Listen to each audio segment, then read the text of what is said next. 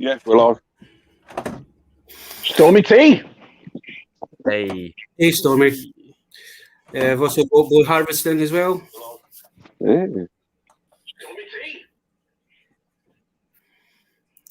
Got Off-World Adam. Off-World Adam. I got some pickups this week. Oh. I don't know if you'll be able to see it because of my green screen, but I got Green Ranger helmet. Yeah. Yeah. But I tell you what, right? That is an awesome effect with my green screen. It is, isn't it? Yeah. That is. I quite like that. I'm gonna have to use that for some future streams, I reckon. I got 10-year collector's edition book for Marvel. nice. Nice. And I got some Boom Power Ranger comics. I got the mini Justice League one they did. Yeah. Issue 4. Volume 1 and Volume 2. Nice. But the Volume 1 and Volume 2 are in German because a German friend sent them to me. So I need to learn German to read them. Was that Billy by any chance? No, it was someone else in the server. But I don't mind having to learn another language to read some comics. It's fine. But I think that's it. And beer. That's all I've had this week delivered. So has anybody else had new pickups? Oh, I've got loads, but have I froze, lads, on the camera? Because all mine's frozen. Right, give me. I'm just going to come back out and come straight back in. 1 sec. Yeah, that's all right. Oh, I've had a few pickups, but I guess my main one, which I know I showed you guys. Ooh, That's me. Back on Chris. That's too much of my face. There you go, from Kapow toy sale that they're literally having on their website. nice one, Scott. And then I did have so someone that watches the channel sent me a little package of bits and pieces, which I've got here.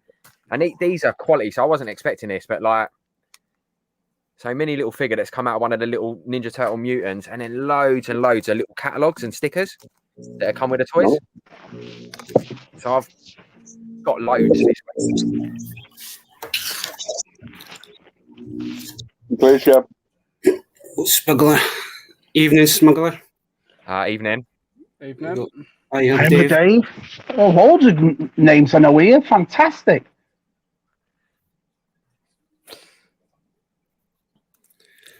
Oh, my brother's in the chat tonight again.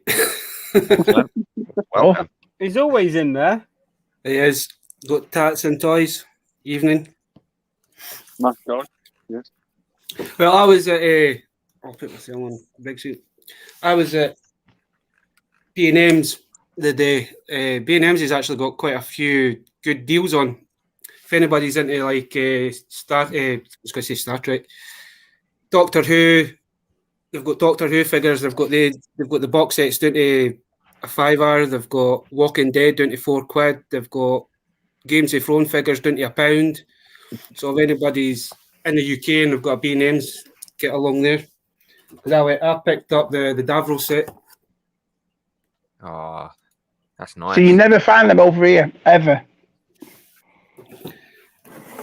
And then Yeah. I don't get any B&M. last week I got these off my brother who's in the chat. Oh, I love these. So you can give me the Spider-Man and the Hulk. I've seen them a few times in Forbidden Planet. They look brilliant. Awesome. It's all good. Is me and my brother went to a Comic-Con, I think it was 2 years ago. And I got the Skeletor and I got the Wampa, and he got them. But he must have been doing a wee clearing and he didn't want them anymore, so yeah, I've got them. Awesome. And it was funny you should say that, Scott, because it was Forbidden Planet that was there and they were selling them for £10 a pop. Yeah, I was going to say, it's strange when you see Forbidden Planet at these toy fairs and you're paying like full whack in the shops and all of a sudden they're clearing out loads of stock when they're marks or toy fairs. Even vintage. Vic's in chat. You right, Vic? Oh, Seth. Oh, loads of lads here. Fantastic. Yeah. You asked about these figures, Josh? Oh, Mesco. Mesco, that's who it is. Let's go. I'm on Let's dial up. go long. Tim's in the house. Brilliant. Hey, Rosa. How are you, pal? So I picked up loads of stuff. Do you want me to show what I've got? Some of the stuff. Evening.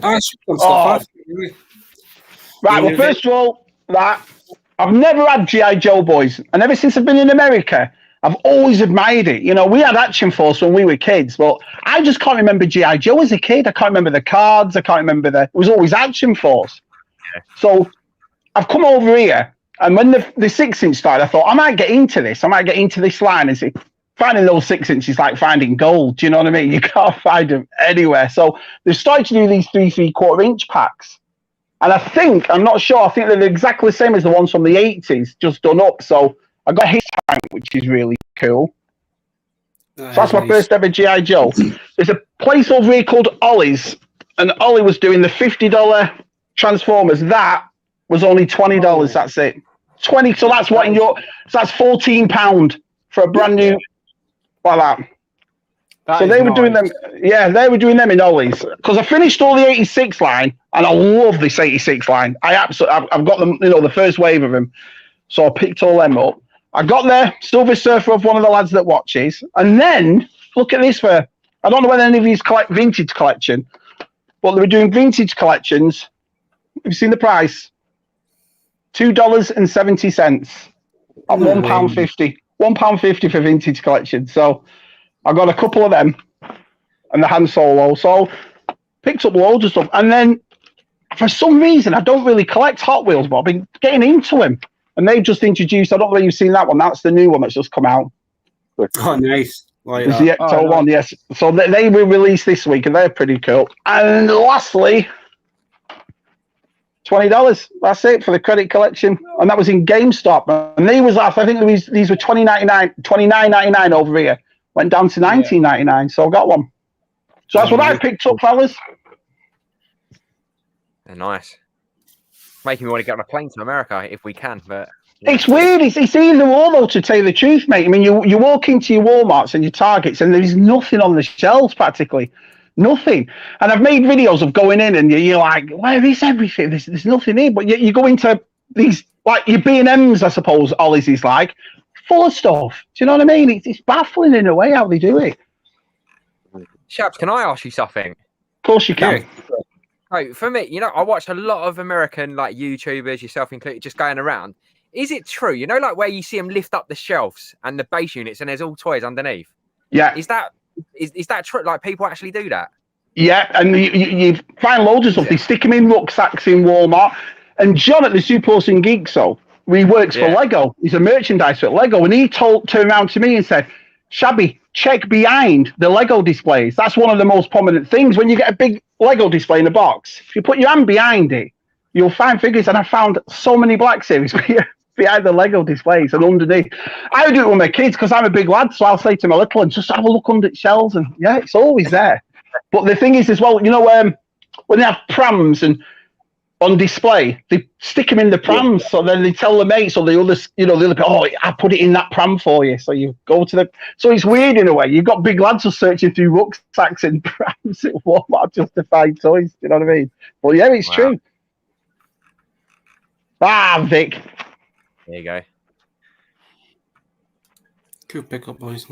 Yeah, honestly, the prices were ridiculous. $20 for that. I mean, I don't collect Transformers, but I got the 86 line and I loved it. But for that price, for $20, you can't say no. They've got the big. Remember the big box, the Warfare Cybertron box, where it came with Ultra Magnus. Came in that big box, like the promotional one.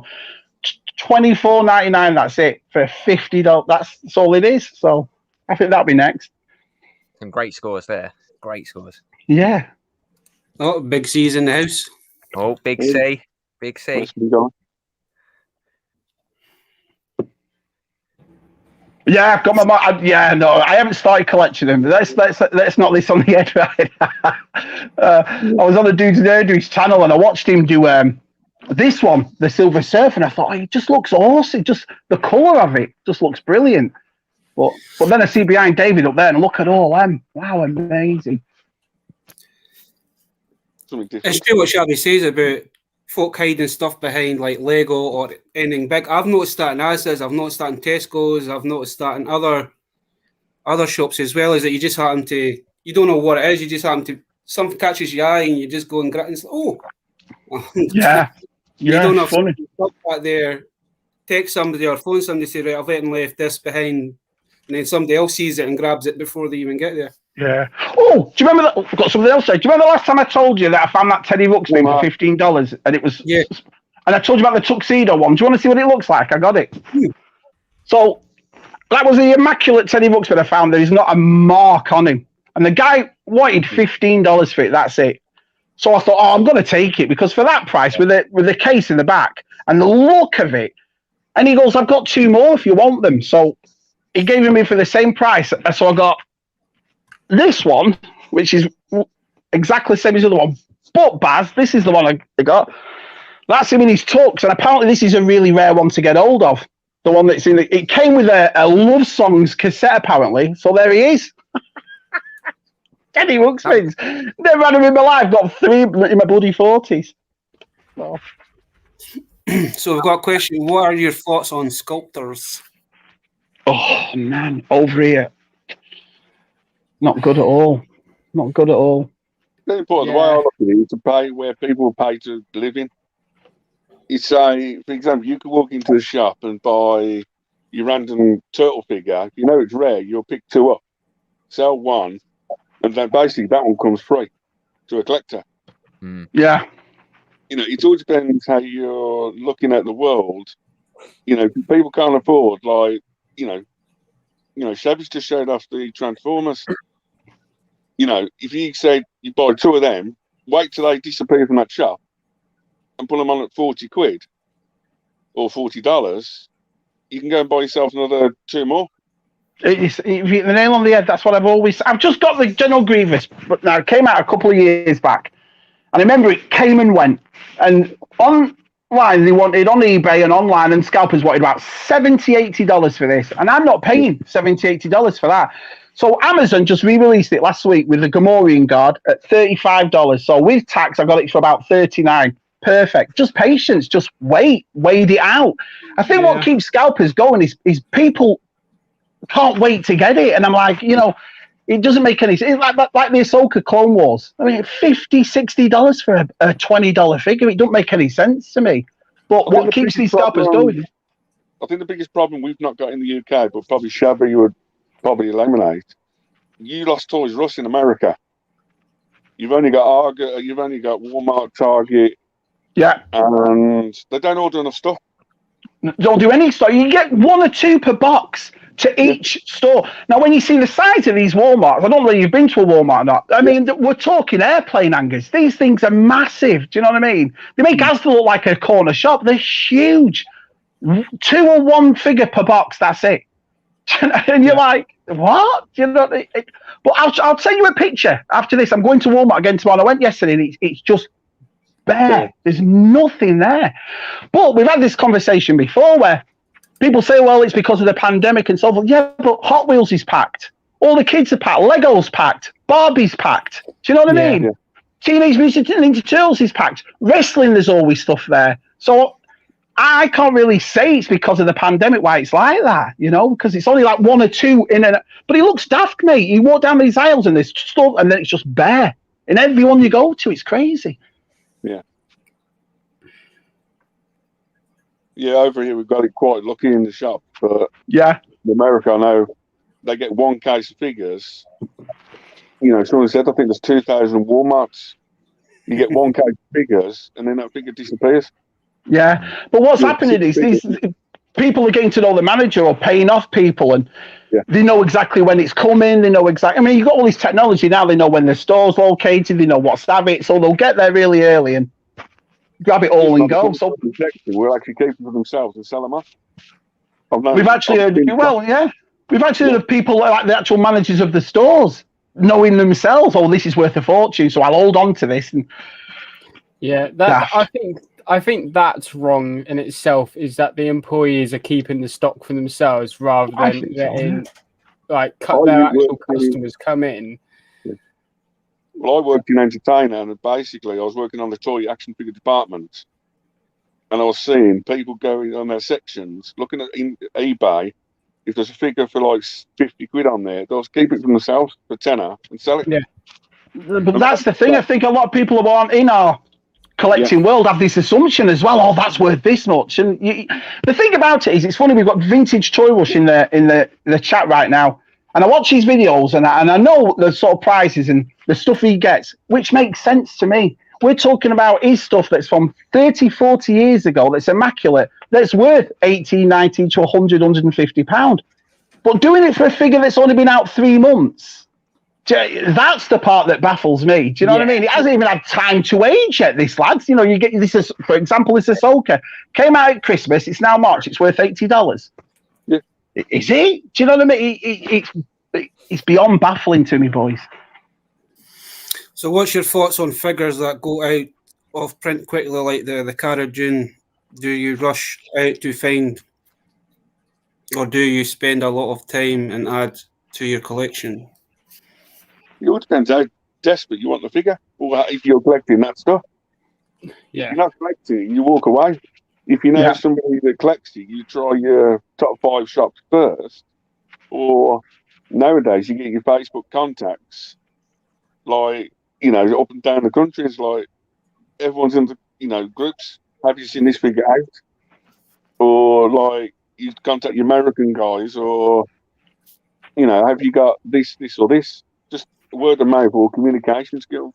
Of course it is. It's community you're in it, to be honest. I mean, we've had it a few times, you know, where the lads will put it out on Twitter. Oh, this is on Amazon right now. Or this is on Facebook right now. So I understand exactly what you mean. The Cara Dune I can't really agree with, because I can't really think of anything like that that's happened before. You know, that we knew someone had cancelled. And do you see what I mean? Yeah. I mean, I can't really think of another Star Wars figure that was cancelled like she was. Hence why it went up. But, I mean, the figure's fantastic, but... It's done in previous things where wrestling figures, what was it, Dusty Rhodes, he left and he disappeared. Right. And the figure went crazy. In WWE, Mattel's first line was Jeff Hardy in Series 1. Before it hit the shelves, he got pulled from all the boxes. But there are figures out, and they're ridiculous price. Yes. Crazy, isn't it? I don't know if anybody follows Tats and Toys 75, but you should go and his Instagram, and this guy's amazing at making. He's made mask vehicles out of like Coca-Cola cans, I believe beer cans. Tats and Toys has. Yes. Wow, that's impressive. Yeah. That's amazing. And you have and he has a YouTube channel, Baz. Sorry. And he has a YouTube channel, yeah. Yes, he does. Oh, right, definitely. I'll definitely have a look after this. Oh, hang on, there's someone at my door. Excuse me, gent. Yeah, go. He's done quite a few, man, and they're amazing. I think he was on Aaron's. I think he was on the Toy Division about a month ago. Yeah, it was. Yeah. He's been on Toy Division. He's been on Pizarro's pieces recently. And last Friday, he was on Monkeys Emporium. Mm-hmm. He's been on all 3. He also does all the toy fairs up and down the country. Yeah. He's a big mask collector. I mean, I've seen pictures. He's been. I think it was either on Tom Pizarro or it was the Toy Division. Had a picture with all his mask stuff, man. It's crazy what he's got. Like, it's crazy. Duplicates, everything. I think every single mask toy he's mostly got are in. His knowledge is superb. Yeah. Because I think he's got about 3 or 4 Boulder Hills. Yeah. It's amazing what he's got. I know Baz likes to collect anything and everything. Dave, do you just solely collect like Marvel stuff? I collect anything from 1979 all the way up to 2021. Do you class yourself as a vintage collector then, David? Or it's like the other day I showed up. It's like Rice Krispies, anything cereal related, including like the little things you get in Rice Krispie packs. Oh, wow. Oh yeah, I remember them. Yeah. I used to love getting the toys and the cereal packs. Items. Yeah. Anything like that. Computer games. Comic magazine toys. Computer Amazing. games, Japanese Sentai vinyl figures, Wow. Masters Universe weird coat hangers from the 80s.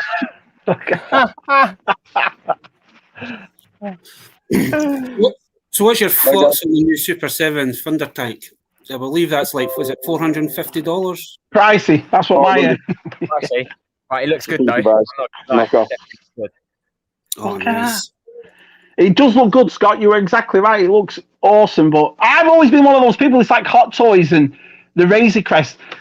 I'd take 450 and buy that, or what I could buy with 450. Do you know what I mean? That's the way I look at it. So I mean, they're nice, and I don't think I'd be spending $450 on a Thunder Tank. No chance. Super 7 have done really well in terms of jumping on that retro bandwagon. And you look at some of the toys like I've picked up. So the My Pet Monster, you know, they've got the toy. I've got one here. So they bought these, and you're not going to see My Pet Monster little toys, but I think they've jumped on stuff that works. And now obviously because they've got the Toxic Crusaders as well, haven't they? That they re-released in terms of glow in the dark, etc. I just think their marketing's pretty good. It's like Super 7. We never got back in the day. Master Universe, the from the movies. You know, package, I've got love for that movie. I've got love, and that's got a pre-credit as well. That was one of the first pre-credits I remember watching at the cinema. Yeah, Masters Universe, right at the end where Skeletor comes back. Yeah. Not spoiling it for anyone because I'm guessing everyone's watching it. But... Scott, what? Yeah. Oh, that's it. I'm not watching that. I don't know if you've seen it, but Super 7's coming out soon with these guys again. So that's Samurai Pizza Cats. It is Samurai Pizza Cats. I didn't even realise they brought a line out. Bandai did it back in the day. Okay, like Dragon Ball, they would have done Dragon Ball and everything, and they brought Samurai Pizza Cats. Because they were changeable, you could take the armor off and put the armor onto the other ones. Yeah. Company Bandai, I'd buy that. That's me all day. I used to what a theme tune that had as well. I'm not going to attempt to sing it, but go on, Scott. I can't remember the words, guys. You're gonna have to help me out. So my brother's asking, what's your biggest buy? I'm a big buy. I pride myself on finding everything dirt cheap. It's like I found She-Ra's Castle from the 80s for $7. Do you know what I mean? And I got 11 of the last 17 Star Wars for $3 each at a church fair over here. Do you know what I mean? All with their accessories, all brand new. So I'm lucky in that sense. Probably have to be the Legacy Dragon Zord that I paid 130 quid for. 130 quid. What was the only original one? Oh wow. Yeah, 130 for the Legacy. I'd probably have to say my Black Series Dewback was probably my biggest buy. Yeah, it's not my biggest buy, but I know Chris will like it. It's when you get to collecting, it's like Chrome Edition toys. Oh, Predator. What is that? Yeah, that's from the Predator. They did a Chrome version of it. See, this is why I like coming on this sort of thing with different collectors, man. I get to learn so much. Do you know what I mean? Of stuff I don't collect. The gold stage, if you wanted to. Yeah. Line and everything. Yeah. The amount of variants they did for the Predazord in that was just ridiculous. But I like the original version. Like 5. all of my Zords that I've got 16 now. And all of them are the original variants. I've even got the Ninjetti and the Falcon Zord from 1995. So they're original. Nothing's changed on them. And the only thing that's wrong with them is that the stickers are starting to peel off. There's no discoloration, nothing. I'm just like, wow, that's like, especially like the cheap plastic they had back in the 90s. Like, the white on it used to go yellow after like a year. The Falcon Zord is pure white still. It's so can't go wrong there.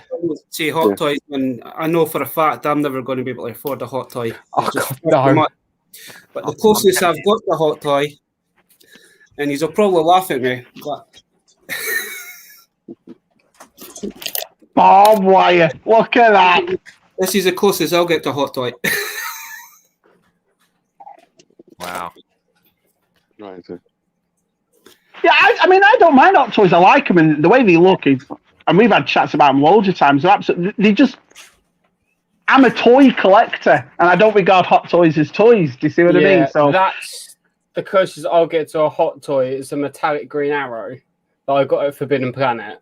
wow, Like that's the closest I went into a Hot Toy, and that this weighs a lot. This stays in a glass cabinet away from myself because I don't trust myself with it. The only one I'm tempted to pick up Hot Toys wise, given the comics, is Stan Lee. So I've seen a couple of Stan Lee, and I've seen people doing quality presentation packs where they got mini comics and mini desk, and it kind of brings everything to life. That's the only one I'd pick up. That'd be quite cool. So, what brands that aren't out now that you would like to come back? Well, Let's say for me, I want Mask to come back. me, same as you, Baz. Mask, I would kill for Mask to come back. Food Fighters. No, definitely. Food Fighters as well. Yeah, I'd probably do. I'm going to say Mask as well because I never got a chance to get into Mask because I was born in the early 90s. So by the time I started getting into toys, Mask was outdated. You didn't see Mask. I'd love for that to come back. So it'd be, I'd love to get into that. You know what other one I would love to come back, and maybe Scott might remember, Shabby should remember. Remember the TV series Dinosaurs? Yeah. Yes. Yes. I remember that bad. Yeah. 7 or that would bring them back out. That'd be awesome, man. Yeah, I love that TV show. I've got Sinclair's Boss. I even remember that. How dare you? I used to love dinosaurs. Man, I've got Sinclair's Boss. No way. I would love them to bring these back. I was going to say, the Teddy goes for some money. Alf. You know, the baby Teddy. Alf. This is awesome. Awesome. Come back perfectly Can't honest. go wrong with Alf. You know. Oh, Ralph. Yes, Alpha Ralph. That definitely brings back memories. Yeah. If he comes back, I'll be happy. I just think for Mask, it's that size is missing. You've got your 3/3/4 inch. The majority of toys are going 6 inch. So to get that size back would be awesome, I think. It's missing it.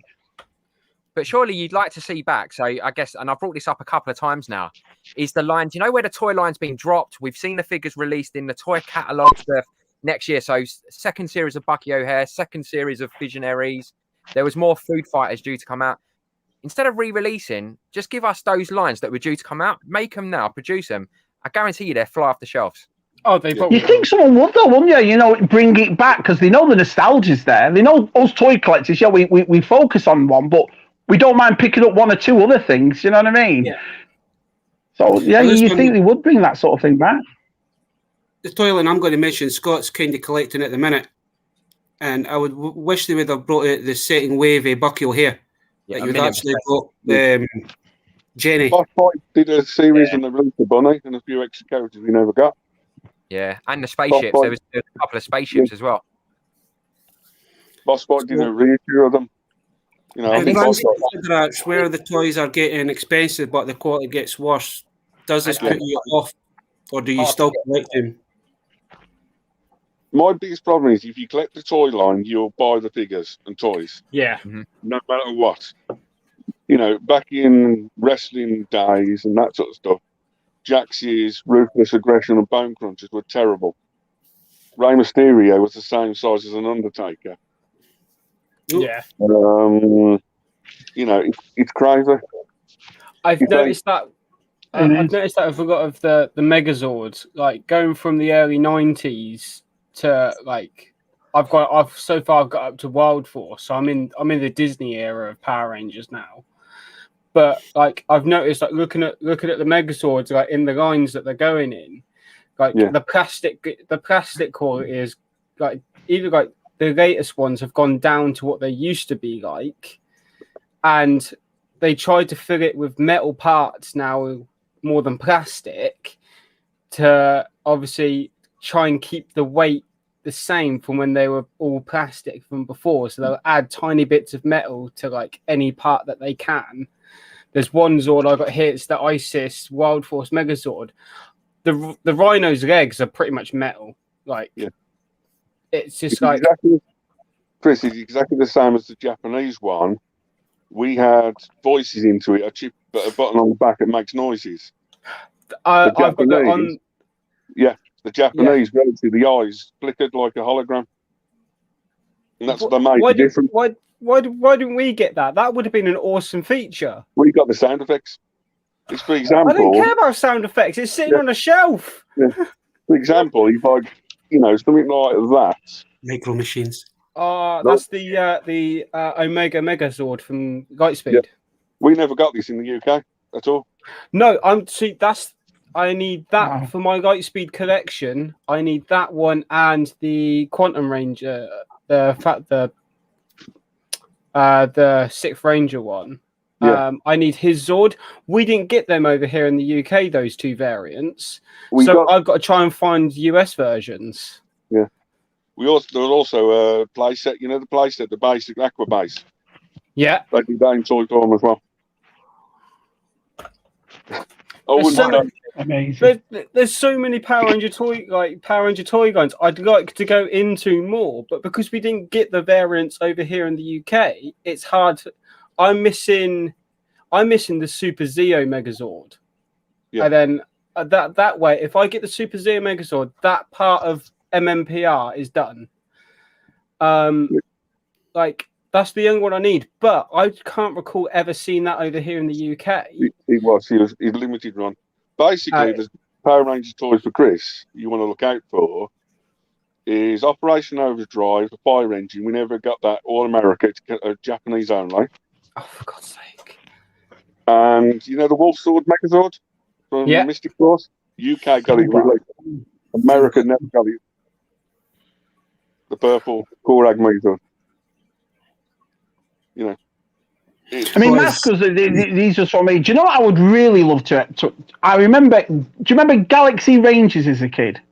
Mm-hmm. I loved Galaxy Rangers. The way the blue and the white with the the futurized cowboys, and the way their holster would come out with a gun. And I tried to have a look on eBay. Have you seen how much they are now? They're an absolute fortune. But I'd like to see that again. Galaxy Rangers was cool. There was another one, Gargoyles, but I believe Nick is bringing him out. Has anybody seen any of the pictures yet? Yeah, they look amazing. Oh, and I'm surprised you can still pick up that 90s line. Not easily, but it's still around. I see a lot of toy shows. I've brought up a few, but yeah. If you go to eBay, the Gargoyles craft itself, the glider, it's about 10 quid on eBay. Buy it right now. I think I've got one Gargoyle, but I think is it Mona? Yeah. The female. Like the Gargoyle glider. I've got. Now, I've seen them at car boot sales and all that, but they're always missing either the tail or the wings, so I never pick them up, man. Yeah. Yeah, I pick them up fairs. Yeah, I just looked on eBay at the Galaxy Ranger stuff. They got over 100 quid. Jesus. Yeah. So expensive. Myself, Chris, I want to get another 30-30. I had a 30-30 when I was younger. And how cool was that exactly? I know it's the most weirdest toy. Yeah, Greystar was awesome. In his humanoid form, but yeah, I remember loving that. I would love to get one, but it's just Hawk Cranium was awesome. Do you know what I mean? Tex X, the skull thing he drove. It was a great line, Bravestar. Yeah. Another line I'd go for them to bring back, Beetleborgs. Never even heard of him. What a Beetleborgs, man. 90s live action stuff. Yeah, they were similar to VR Troopers and Power Rangers. Right. But I can't ever remember that they had Zords as well. But I don't ever remember them actually combining to they never combined. They were just more they were more vehicles than Zords, but they had attack variants on them as well. But Beetleborgs I'd love to see that come back. Especially with today's graphics and animation. Just bring it back as a show and it would look even good. Brilliant. Yeah, me and Scott are going to start a foundation for Teddy Ruxpin. I could throw something like that up, but then only Chris will probably know it. Yeah, I've not a clue what that is. What is that? Chris? I recognise it. It's one of the Sentai series and that sort of. I don't watch Super Sentai. I've tried watching Sentai, but I can't get over it. I just the Japanese voices and that just don't do it for me. Yeah. It's weird. I can't watch Super Sentai or any of those kind of variants, but I can watch Dragon Ball Z in the original Japanese, but I can't watch Sentai. I'm just like, it baffles me how I can do that. Yeah. So if money wasn't an option, and you could buy one item for your collection, what would it be? Wow, that's a tough one now.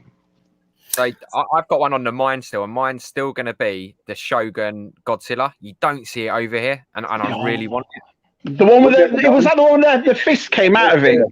Tongue comes out, yeah. Yeah. I have to import it from America, which the import charges might get me, and then it's the shipping. But I'm very. Over here, it's a nightmare, the shipping, mate. Honestly, it's cheaper now for you to send it to us. For us to send it to you, it's an absolute fortune at the moment. Do you know? I don't know whether it's because of Brexit or whatever, but it just shot up after Christmas and just went ridiculous. You know how much money it is. I think that for me would have to be Jason the Wheeled Warriors. I've always wanted one of them, man. Yeah. I seen one at a toy fair 4 years ago, Scott, and it was 700 quid. I was looking online earlier, eBay, like typing in Wheeled Warriors, because they're about 90 quid in America, but again, it's the shipping and their box. But I just want one of the good guys. I don't necessarily want one of the bad guys. But yeah, because I just like how small they are. They remind me, I know they're not as small, they remind me of Manta Force a little bit. Yeah. There's all the little vehicles, all the little bits and pieces. And that's an underrated line, Manta Force, I think. I think you can still pick that up really cheaply. I think back to Mark's question for me, I'd like a bigger place. You can ask for all these you can wish for all the toys, but in a collector realm, you just want a bit more space. You know, you can afford if you can afford any toy in the world, why wouldn't you buy a bigger place so you can more have it or on display? So I agree with that. How's the space in America? Because we always get the impression over in the UK, you guys got loads of space. You know, we're a little bit more hard done for space. Is that true? Or you buy the land here. I mean, our land outside is really big. I mean, we're in the furniture business, so I've got warehouse after warehouse outside. So the land that we're actually on is big. It just depends on your house, but the majority of people over here, especially I'm in North Carolina, so they'll buy the land and build their house on it. So sometimes you'll get a small house on a massive piece of land, or you'll get a small land with a massive house. Do you see what I mean? Yeah. Our house is relatively sized. It's not massive. So I've got my own room in here, but we're moving in a couple of months, and what I really want, they always have furnished lofts or furnished basements in America. So the next one, I want the whole basement finished, you know. So yeah, you have got a lot more room, but it just depends where you live. It's the same as over there. You know, you're going to get your collectors in your big houses. They've got plenty of room. You're going to get your collectors upstairs. You know, the wives let them have the loft upstairs. It's only small, you know. So same thing, basically, Scott. So what's your favourite buy then? Favourite buy? Wow. For me, it's technically that thing. What is that thing? What is it? It's a Ninja Blu-ray Green Ranger Shuriken from Japan. When I went to Japan, mine's going to have to be the ISIS World Force sword, because it's just brilliant. I love it. Unbelievable. Mine's always going to be something. So it mostly be some kind of toy I've picked up at a boot sale, and it's not so much what it is. It's just that thrill of the hunt, or thrill of not knowing what you're going to find, and then you can find something. It could be so small, but you're just overexcited. You feel like you've accomplished something for the day. Couldn't agree more. Buzz. It's the buzz. It is. It really is. Well, that question for me, because my probably best buy would have probably been that Automan that I showed previously on for 30p. Yeah. Yeah. That was ridiculous. And then bought one. A lot more than 30p. yeah, that was a great find. Mine probably my Pee-wee doll. I had it boxed from the 80s, and we were in America last time, and we came back to England, and the storage shed we had here was broken into. It was stolen, and I was like, "Oh, you're joking!" But my wife had found another one at a yard sale, so even though it's not the most expensive buy, it's my favourite buy because I found it again. You know? Yeah. Oh, we've got John, super awesome geeks in the Oh, John. Hi, John. Thundercat. Yeah. And it's like a Pee-wee doll that's quite a big size, isn't it? In a box, like you used to get, because I got a tennis, and I always thought, I want Pee-wee to go with it. Yeah, that's the thing. I've always been a fan of. I've loved that film since I was a kid. Pee-wee's Big Adventure. I must have watched that, Scott, more than I've watched Star Wars. You know, Even and so I got Pee-wee. it's just. I don't know what it is. It's just, to me, it's the epitome of what pop culture is. It's just a weird movie that's, every quote in it everybody knows, and I loved that doll, and it cost me a lot of money when I first got it boxed. So I was so upset when it was stolen, but. Yeah, it's the one where you pull the string out the back. It's cool. Cool. Yeah.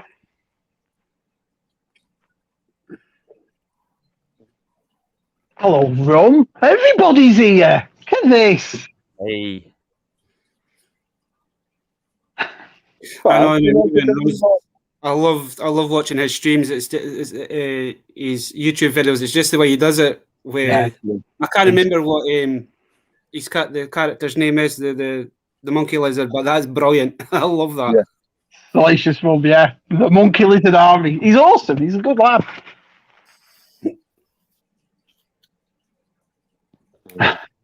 Shabby needs to show his yellow jukebox. I'll show you. Yeah, no, Baz knows what this is about. I'll show you, lads. Hold on. Yeah, you got to show this.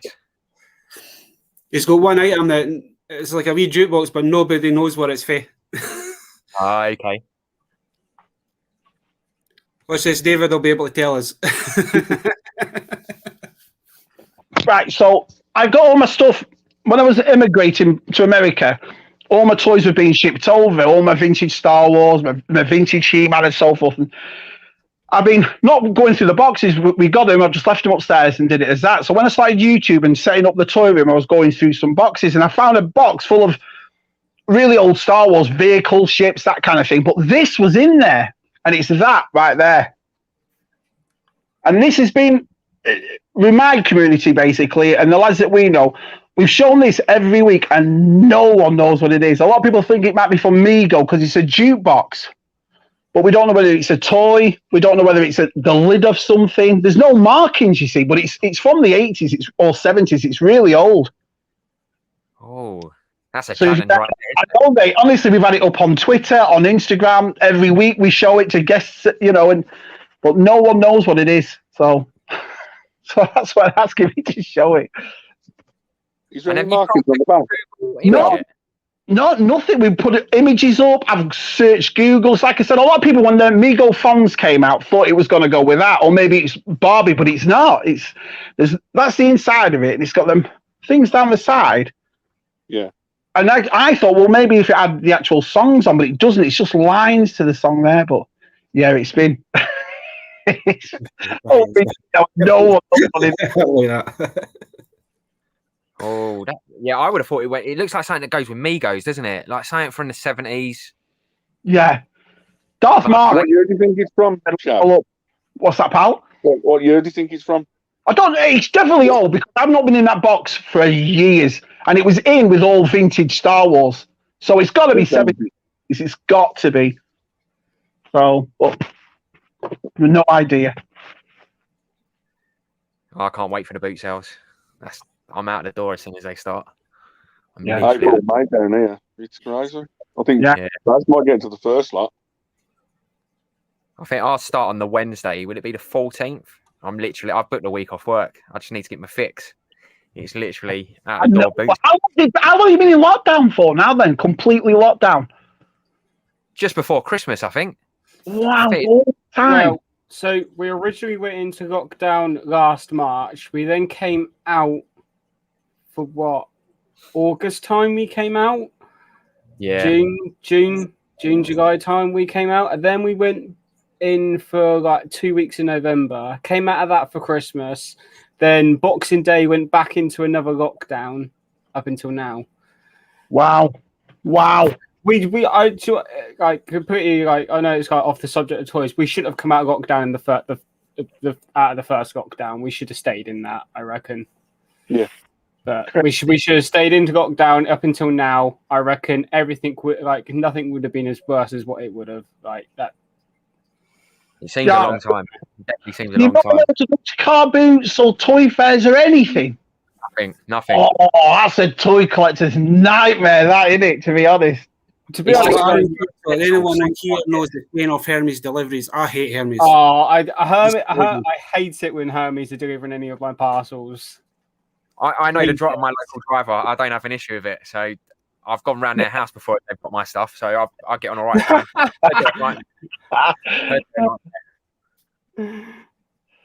We had at the end of the last year for 12 weeks, the car boot, when we came out of that middle lockdown, but Yeah. we're still restricted and that sort of stuff, but nothing special.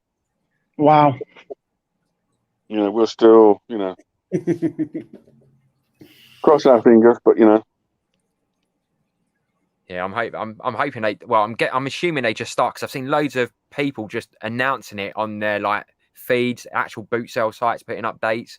So I'm assuming they're going to go ahead. It'd be interesting to see how the toy fairs do it though, and like some of the comic conventions because I know they're saying, but I just don't know. I think the problem with the toy fair, Scott, if we don't open all together, yeah, you know, police are just going to sit outside. Where you from? Please show me your address. Yeah. And you look at the toy fairs. I don't think can open until at least minimum July, August, when if we're out completely like level 1. Yeah, I agree. I just don't. I think they're being quite vague on everything and how it affects us. I guess with the boot sales, toy fairs, comic marks. I was going everywhere. I'm just hoping I can at least get out to some this year. I mean, the only thing that I've got that I've seen on Facebook and that I'm planning on going to is in November, and that's a Comic Con, but it's only a small Comic Con, so they're doing it inside like a leisure centre. Yeah. So you know, like I said, it's a small Comic Con, and I went there 2 years ago, and knowing the layout of like where they do it, they could easily do it as a one-way system around it. Like a one-way system around like the obviously like the seller booths and stuff, and then you've obviously got the guests where you can get like their sign-ins and stuff and photo ops. Yeah, they can easily do it as a one-way system around the. Well, that's what they do over here, Chris. That's what they have these arrows, so you only need to go like in your supermarkets and in your toy fairs. Yeah, no one does it, but they're all marked out. They're all there. Do you know what I mean? And they set it up now, so you go like that. If you was, you're not in each other, if you will. Smaller cons and toy fairs and that, they'll be able to organise that a lot easier. But if you go to like the big comic cons and the big toy fairs like MCM and stuff, that's way too big and way too chaotic to even try to do a one-way system, because a place that big, you're not going to be able to have it going like, you know, like a proper one-way system where it goes like that, because everyone's just going to be darting all over the place like they usually do. I agree. Mm-hmm. Yeah, no, like because that's the only thing that I'm really planning on going to this year. I was going to go to a bigger con, but I don't want to risk it until I'm personally vaccinated, because I'm not going to get my vaccine until till the summertime at this, like by the rate they're going with the age groups. You know, I'm in my late 20s. They're age older, aren't they? Where it's the older first. So they did it with priority. They're doing it in priority stages. So they did the most vulnerable first. Then they started doing age groups. So they did 80s, 70s, and they're on 60s now, aren't they, lads? They're on 60s now, aren't they? Then it's the over 50s. Then it'll be the over 40s. Then the over 30s, and then my group, which is the over 20s. Right. Because I'm in my late 20s, so I'm going to be like one of the last groups to get the vaccine. Yeah. Which I'm fine with. I don't mind when I get it. I just want it so I can start having a normal life again. Because I think it's trying to get people now in it, to be honest. I mean, everyone's keeping cool, but you can see the cracks now, can't you, lads? Do you know what I mean? Like everyone's had enough. Do you know what I mean? I've been in and out of work since August, so I've been on furlough and back into work, back on furlough, back into work, back on furlough again. I'm looking to go back in 2 weeks, but I work in a shop. I don't want to, if people weren't wearing masks before, they're still not gonna wear masks now. Oh. And with all these different strains about as well, I don't really particularly want to go back to work at this rate. I'd rather because we do pop culture furniture here, and we've had a booming year over the simple reason everyone is at home buying our stuff. Do you know what I mean? Yeah. And I suppose that's why look how many toy collectors have started on YouTube. Look at myself included. Look how many people are buying more than they should. So it's weird. I look at people like yourself, and how hard you've worked, and so many people are losing their jobs. But then on my end, it's like bloody hell. It's like Christmas every week. Because usually our busy periods is the summer or Christmas. Now it's like every week people are buying stuff. It's crazy. Yeah. I keep questioning whether or not to go back to work at this rate and just wait out until I can get my vaccine, because I don't particularly want to risk it. Yeah. I guess with this though as well, and I guess Shabs, going back to your point, do you think we as a community are pushing up the prices of toys as well, given the pandemic? Do we think they're going to fall? We've set a new baseline for these toys in terms of prices.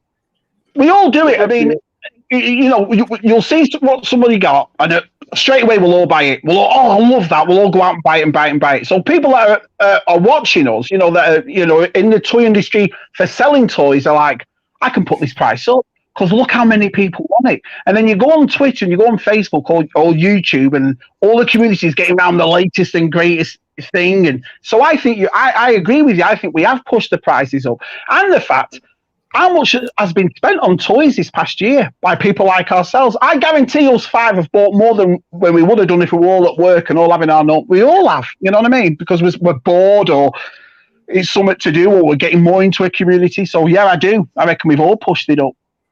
Well, don't forget, back in the day, people were buying stuff off eBay and not getting what they wanted. So he pushed all the prices down from eBay. And like at the moment, if you say you put something like, a toilet or a Game of Thrones toy like Mark just asked, or like that, it could be like from China. You could get a fake. They put the fake pictures up. Yeah. And they're sending the fake items through. Yeah. Well, you can tell by Amazon. You go on Amazon, right? So say, for example, I'm looking for the Mandalorian Loyalist, okay? You put it on Amazon, and the price is over here on an Amazon site is ridiculous, because it's all the other sites that are on Amazon selling it for $40, $50, $60. Yeah. So Amazon itself aren't doing it at $20, but all these third-party sites are, and every one of them is selling it for $20, $30 more than what it should be. Do you see what I mean? Yeah. We've done. Amazon sold out because they got the reputation. They could put the higher price on. I agree. They've got the reputation to sell it. It's like that was the UK Amazon shabby with the He-Man figures.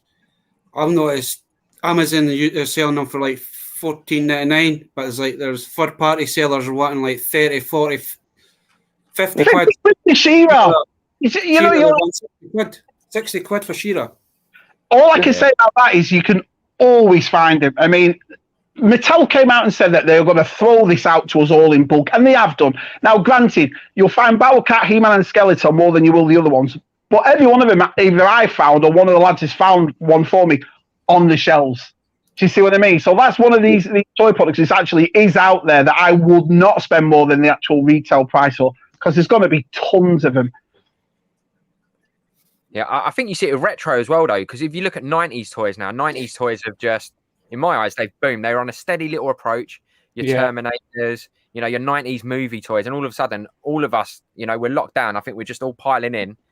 We're going to buy toys. We're saving money on railway at the moment. We're indoors. All these immunities we're saving money on. I think we're just going out and we're massively pushing. If anything, we're pushing the demand up, which is pushing the price. And 90s toys. I watched Smugglers this morning, Smugglers Canyon's video. And I saw with his Terminators and his Teenage Mutant toys like that from the 90s that my generation would never think of. Now they're getting bigger, like your Terminator figures. And, so I agree. It's not just 80s toys anymore. It's 80s and 90s toys that are pushing the prices up. Well, this is a good question for the next one I've just quickly got. So what should I be looking out for in 2000s? So I know people said Ben 10. What do you guys believe are going to be the next big trends? I know we've got everything, like we've got the Star Wars, we've got the repros, etc. What should we be looking at now then, potentially? Your best thing to do, Scott, is look at anniversaries. Yep. Look at anniversary dates when the anniversaries are coming up. and reissue.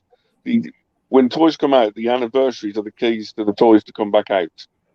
Yeah, If yeah. you look at the anniversary date, the companies might reissue the toys. And then he basically puts the prices up. Like Doctor Who and that sort of stuff. When it's not on TV, you can pick it up for a penny. Well, When it's on TV, it's like 10, 20 quid.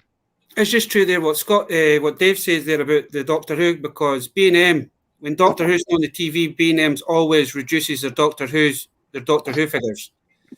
So the minute Doctor Who comes back on, that'll be back up to 20 quid. Yeah. It's funny that Super 7. yeah, you can't find them. I think there's only selected like toy collectible shops you can get like 1 or 2 Doctor Who's from, and they'll buy it from England and ship it over. But when I hear the lads, you know, the English lads say, "Oh, we can go into anywhere, B&M's and find him." It's funny how it's not big over here, that, because Doctor Who's a big thing here, you know. Yeah. I've had so many people talk to me about Harry Potter or Doctor Who furniture, and it always strikes like Doctor Who. And then I realise it's massive here. There's a lot of, you know, a big fan base for it. So it's like the Doctor Who stuff that B&M's got, man. They've got like the free packs, or they've got like these companions. You'll get the 3 different companions, and then there's one. They've got another pack. It's the same companion, but it's like 3 different variations there, and then you get other ones, and then I've also got the ones that actually comes with the TARDIS as well. Yeah, and those ones are the popular ones. I mean, I've seen them go sky high on eBay. Yeah, being able to sell them for 20 quid. There's folk on eBay wanting like 80, 90, 100 pounds. It's crazy.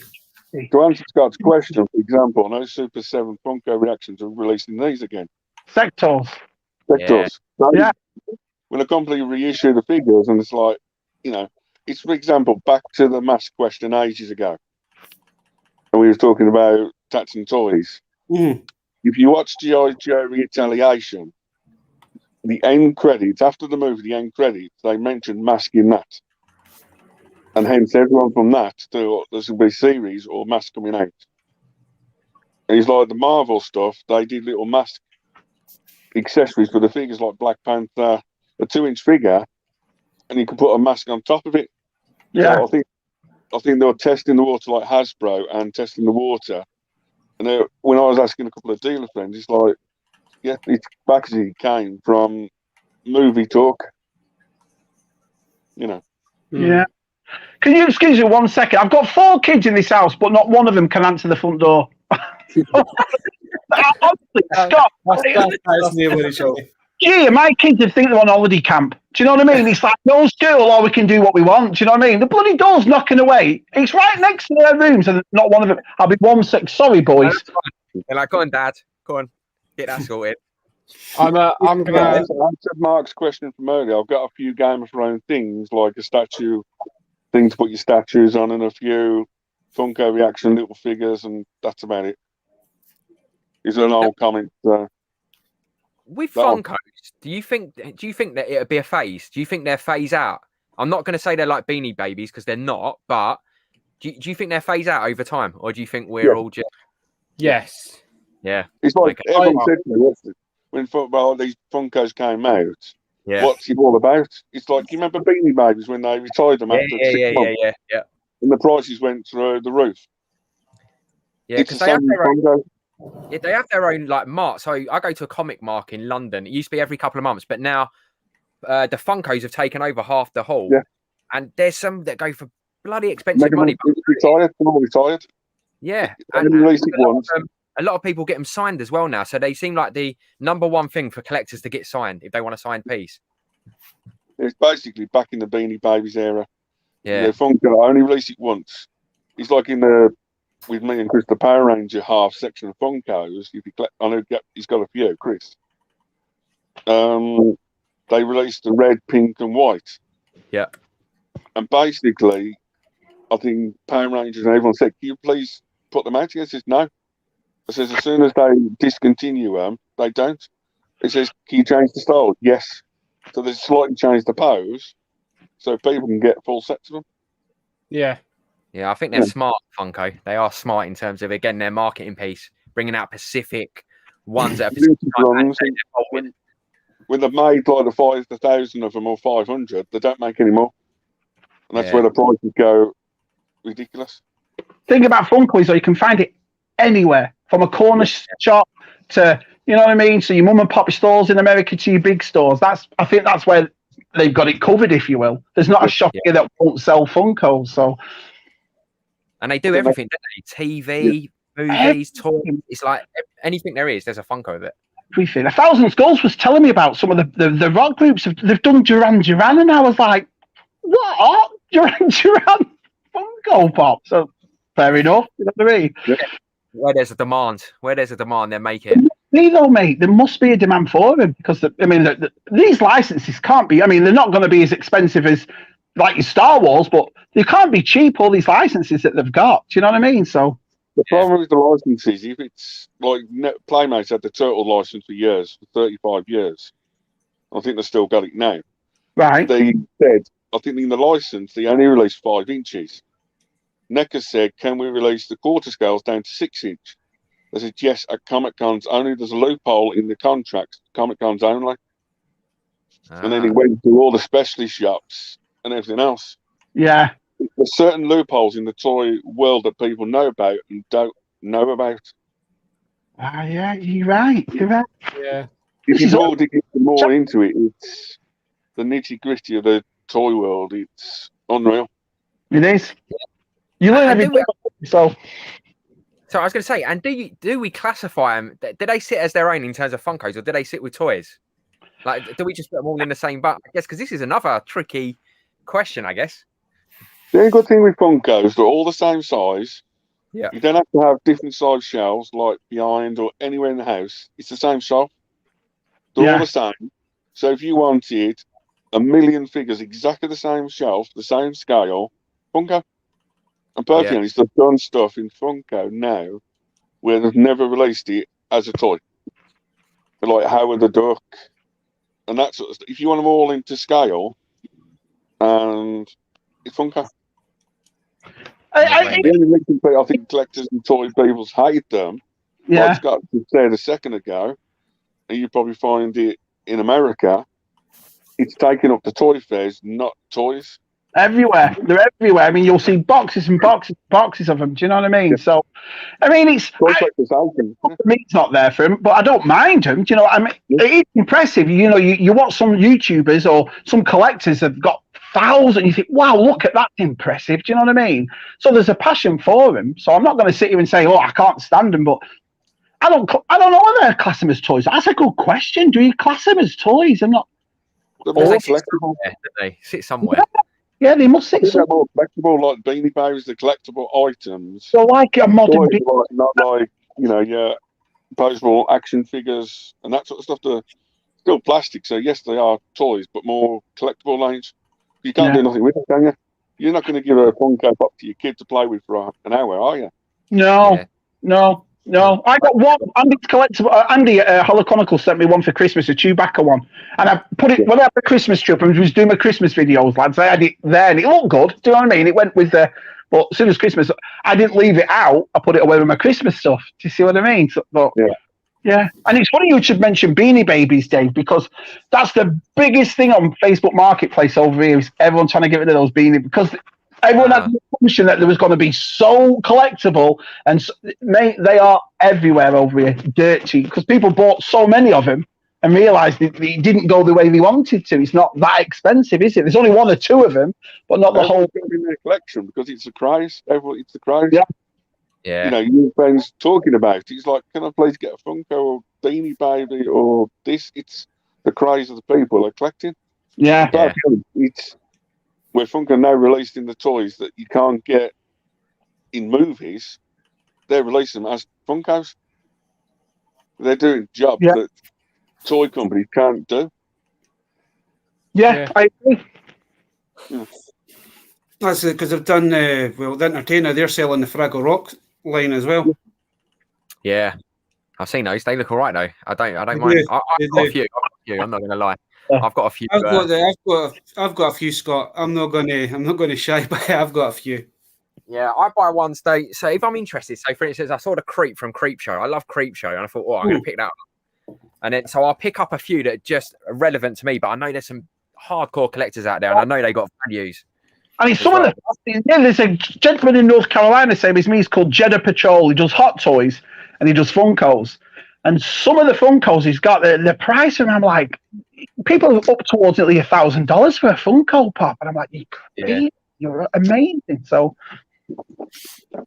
because I picked up the majority of the He-Man ones. The only ones I couldn't get was the He-Man and Skeletor for the first wave, but they're over £100 now.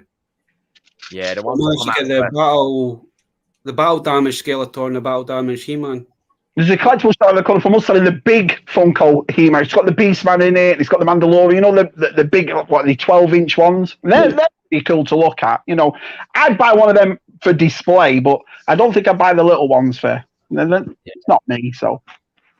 But just got me in the Blue Harvest vintage. I mean, the vinyl figures. There's like these ones, like Comic Con exclusive. Like I think it's when we're talking about the Funkos, because Funkos are more like vinyl figures kind of thing. It's just like that. Yeah, that's it. Yeah. I mean, fair enough, this one's been out of the box, so when the Arams and that go up and down kind of thing, so but it's still classed as it's still a vinyl. Yeah, I know earlier in the chat, I know Scott asked about the big Godzilla and Super 7, the big jumbos. Yeah. You know, Funko Reactions did a line for those. They did 5 figures. Ah, okay. I'm going to take a look at those. Definitely. Do you have a question for you? Because obviously, besides Baz, I've only just met you, lads. Do you have an actual, like a focus on what you collect? Or, because I can see behind you, lads, it's like you've got mismatch of everything, but is there a certain line that you look out? Like me, for example, I'll do the Transformers, but only 86 line. I collect the Multi Origins, but my big thing is Black Series. That's, you know, I've got most of the vintage, I've got, you know, 5 POAs and, you know, here and there, but that's my focus. What's your main focus, boys? Mine's Power Ranger Megazords. I've got 7 Black Star Wars Black Series figures, but they're just the ones that I wanted to get. Right. So I've got the Black Series that I've got Mando, Mandalorian Legionnaire from the Clone Wars series, Darth Nihilus. Nice figure. Who else have I actually got? Incinerator Trooper, Kylo Ren, and Jyn Erso from the Rogue One film. That's the only Black Series that I really wanted. Right. And like, yeah, I tried. So my main focus is Power Ranger Megazords, but I'm going up until when, more or less, when the Disney era stopped, because that's when I stopped watching Power Rangers. Right. So you won't collect the Hasbro ones then? You'll just collect what you know. Yeah, you know. I'm going to Disney era, and then at the moment that's where I'm going to finish because I'm limited to. So I still live at home with my parents, so I'm limited to just my bedroom for everything. So obviously it's a space thing. If I had more space, I would carry on continuing down the Power Rangers line. But I'm just going from MMPR to Disney era, and then that's it. That's where I'm going to stop for now. And then when I eventually move out and I've got my own space, I may continue. But at the moment, I'm happy with where I'm going to stop. I have that goal of just having Megazords just all in the lines of when I'm doing it show accurate as well. So I'm trying to group together each individual show Zords as I move on. I was waiting on somebody asking that, Scott. Yeah. Pac-Man, Freak Machine. Well, for me, Shabby, it'd probably be Transformers and Star Wars. Yeah. You can see I've got a shelf full of Transformers. Awesome. For me, I think it's at the moment it's Turtle Cardi, which are both the 2 variants. Yeah. Same figure, but it's 2 variants. Where would you stop the Turtles, though, Dave? Bloody hell! I mean, you've got your Hero Turtles, your Ninja Turtles. I mean, jeepers! It's like people in the chat. Has anyone seen that one? The Hero Ticks Michelangelo. No. But did the Raphael Leonardo? The two turtles that you just showed first. Let's see if anybody notices anything different between the two of them.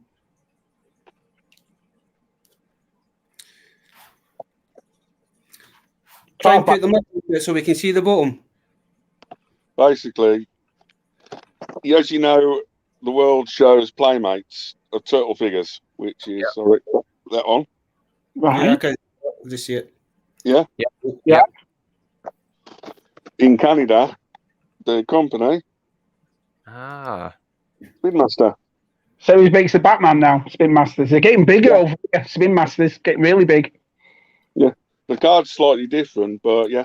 Spin Masters is, Canadian, and the rest of it, I think there's the turtle you want.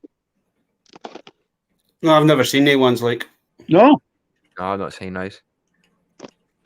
And to answer your question, if something comes up at the right price, I'll pick it up. The other day, I picked up that a couple of weeks ago, which is on the cartoon TV series over here, which is a part of the Miniforce cartoon series, which is on Netflix, similar to Power Rangers. Wow. But I know from America and the UK don't get the toys, but they're out there. Yeah. The toys are out there for the cartoon series. There's loads of Netflix cartoon series which we don't get the toys for. Amazing, isn't it? So weird. Yeah. And then mine's just a bit of everything. To be fair, I'm not gonna. It's literally. I don't know if you can see it all. I'm literally something of every line. That's awesome, man. That's So, nice. That is awesome. Some computers, toys, trading cards, fruit machines. It's anything that's pop culture, retro. I'll pick it up. I'm the same way because the thing about it is about a year ago, the Black Series was really getting on my nerves. You couldn't find them. The prices of them, pre-orders are getting cancelled every 5 minutes. So I thought I'm going to try something else, and I bought the Hasbro Plasma Series. The Ghostbusters. And I thought that's pretty cool. Then He-Man came out. Then so I'm the same now. I like dabbling in everything. Do you know what I mean? Yeah. Makes it a bit more exciting for myself because if I go to a boot sale, there's a good chance I may not find toys, or there's another 50 of me walking around looking for the same bits and pieces. So I like the computer games, I like the trading cards. So if I don't find anything, I can dip into something else, and it makes me feel like I still get that cards. Yeah, that's why I did it, because Blake is getting dead pissed off. Do you know what I mean? No Black Series coming out with nothing. But then I thought, well, no, there's a few other things elsewhere. I'll start, that's again why I went to Ollie's and bought that Optimus Prime last week. I thought $20, it's going to look awesome on a shelf. You know what I mean? Yeah. So here's a question for Scott. You remember these arcade games in the UK? But there were cassette tapes. Yeah, geez, that's going back years. I even remember. See the little pizza. Yeah. Is that you used to be able to get frozen Teenage Mutant Ninja Turtle pizzas? I don't know if you guys remember. The LCD screen and everything. Yeah, it's the whole lot. Yeah. So I picked that up. I noticed in one of my videos. I picked it. I got this for 10p at a car boot sale. That's where he's from. The hero one. Yeah. Yeah. And there's like the game used to be on the Commodore 64. Yeah. I love these as well. Absolutely love these. the only thing with turtles I went to a thrift shop about a year ago, and they had a big, massive tub full of turtle figures from the 80s all the way up till now. So I gave all them away. But I did keep the Cowabunga Carl van. He had and I don't remember he's got the head on top of it and it shoots the pizzas out. But I thought, I've never heard of Cowabunga Carl, so I thought I'll keep it. 2007 CGI movie. Yeah, it was the movie. Yeah, was it Michelangelo that went off and became Cowabunga Carl? Right. Yeah, so I had a look at it because I thought this looks exactly like Turtles, but I'm not a Turtles, Now, here's another question for you. Is it known now when you buy the merchandise over there? Is it Ninja Turtles or is it still Hero Turtles? Ninja. So it's Ninja. Right, okay. It's like back in the day, we had Heroes, as you know. Yeah. Bandai released the toys in the UK, but still Playmates toys, but we released by Bandai. European was Ideal. Yeah. America was Playmates. And then Spin Masters is Canadian. Because the lads over here, the turtle collectors, they go mad for Teenage Mutant Hero Turtle stuff. And the money they pay for it, it's ridiculous. Do you know what I mean? So it's the same with Star Wars. You know, we had Pallet Toys. Exactly right, mate. Right. One of the guys I think in the chat is Francis Meccano. Yeah, Francis Meccano in Mexico. All toys. You know what I mean? So yeah. It's crazy how big the collection or when you've got everything from Star Wars, you then go to bootlegs, crossovers, and that sort of stuff. Bootlegs it's gone massive. Do you know what I mean? Huge for bootleg now. Yeah, it's crazy that. Remember when we were kids, if someone gave you a bootleg, you made it bad to you. Do you know what I mean? But now it's big business. I'm saying you remember them, Shabby, eh? If you couldn't get for your Christmas, you got one of these. Unbelievable. And this is why I like being, with all the boys back home, because you show stuff that I had as kids that obviously won't get here. So fantastic. If I see them at a boot sale, I'll pick them up now. And I always used to go past them, but now I just have a giggle because everyone talks about it so much. I'm like, I'm picking them up. I know, it's so funny that I do the same thing. It's like you buy dodgy robots for $2 because you know someone out there is going to like them. Do you know what I mean? Oh wow, Super Ranger like that in Europe and that sort of stuff, but yeah, it's a fake one. But the Japanese one is completely different. But that's how we got released in the Europe. It's crazy, unbelievable. You go Spain and you get like the Avengers toys, and it'd have Batman, Superman, and Spider-Man in there. And it'd be like, I don't want this, but now if I want them. Yeah, that's the thing. You know what I mean? I agree with that so much. It makes me laugh. You watch these videos, like you wouldn't even spit on them when you were kids, and now they're worth a fortune. You know? Yeah. It's like you would say, I want a He-Man for you. Say, for example, we're just showing that I want a He-Man figure for my Christmas or your birthday, and then you end up getting a knockoff version of it, and it's like, no, I don't want that. He-Man, I think of He-Man. You go to like Tom Bizarro's and all the others. Go for merchandise that you can't get hold of if you collect it. Yeah, amazing, amazing. Sorry, mate, it's storming. Can you hear it? Listen, do you know how bad the thunder is outside here? It is tornado. Wow. So you'll see if my lights start flickering and all that, you'll know why. We have in North Carolina, we get really bad hurricanes and tornadoes, and it's this season. So I apologise if you hear all the thunder. So I'm trying to listen now. Yeah, it's bad. I think I'll show you what it looks like. I'll show you what it looks like. Yeah, go for it. Go for it. To see how bad the weather is out here, because when it rains here, it rains. Well, you ready? Can you hear it? Yeah. Listen to that. It looks like that. It is absolutely throwing it. Oh, so yeah, it gets bad here. Thing is, though, your electric and stuff is above ground, so when the electric goes, you're out for a few days. You know what I mean? It's. Shabby, did you ever watch the Plastic Crack documentary on Amazon Prime? Yeah, with Justice Curry, that one.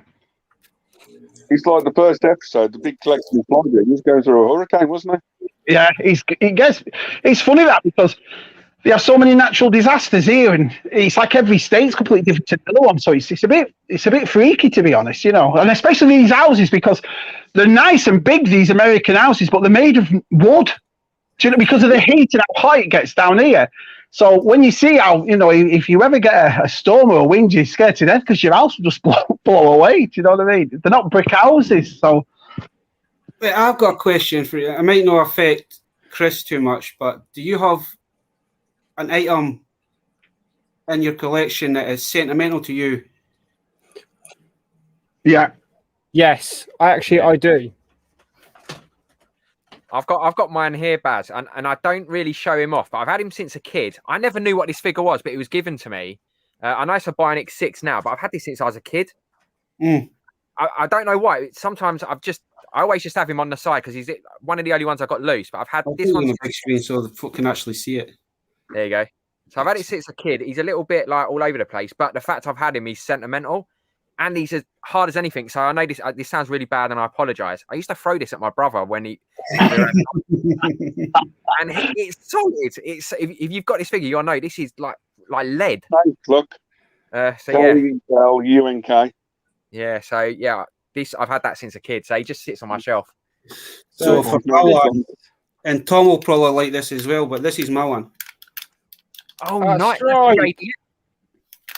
LJM one. Yep. The big boy that come in the box. And I've had this fella as a kid. This is going nowhere. Yeah. That's nice though. That's it. It's about the memories, isn't it? It's exactly what it's about. I got given an Imperial Truffle last year, and it was. I talked about it for a while, and the lads were asking me, what's your favourite thing? And it's just something I've always wanted since I was a kid. We never had it. I always had Star Wars. I always had figures, but I never had that Imperial Shuttle, and I never saw one. And then when you get old and you want to buy one, but the parts are missing off it, or it's not the one you want, then one of the lads sent me one, and it's pristine, and it's. Nice. I made a video of it, and Usual might put it on his rewind video for last year, one of the the best parts of last year. And, oh man, I've never been hit like that in my life. It was just to get to my age, always wanting that, and then all of a sudden it comes in a box, and you don't expect it. Oh wow, I'll never get over it. Yeah, this one, this is mine, and obviously you guys are going to recognise him from back in the day on TV. Blobby. So it's a Mr. Blobby plushie, and I found this in the loft, and I didn't realise that this used to be my brother's. So obviously, it's sentimental because my brother passed away. So this sits on my bookshelf, and people if I don't have my green screen up and people see it behind me, they're like, "Doesn't that freak you out in the middle of the night when you get out of bed and sit?" I'm like, "No, I forget it's there. It's just it's just there, just watching over me." brilliant. Yeah, It's like I've got something else that's sentimental to me as well. I've got the same one, Baz. IT. I've got the same one. Me too, Plush. Wow, awesome. Gotta love ET. Yeah. I don't have a Terry Ruxpin, but I have an ET. I remember trying. You know what I mean? I can split mine into 3 categories for that question for Baz. It's like I've got the Lady Doctor Who, which our auntie passed away in 2018. She said, "Are you going to get the Doctor Who?" I said, "No." I said, "Will you please get me that?" So I got that for her. Anything Howard the Duck reminds me of our dad because it was his favourite film with Willow. I've got loads of stuff for that. But personally, to myself, I won't go into full, but the whole of my collection means more to me than anything because it's got me literally through the hardest times in the world. Yeah, that's all. I get me and Baz chat the other day. We get multiple questions. Will you selling this? Will you please give me this? It's nowadays. It's like you're scared of what you want to show off. Yeah, It's part of you as well, isn't it? It's part of you. Part of the journey. 100%. I'm getting some more toys on Monday. Those mean a lot more to me because I've found them. Instead of sitting on the internet, someone rang me a ring and said, "Do you want this toy collection?" It's like when I went to Italy, I found the European Shredder variant.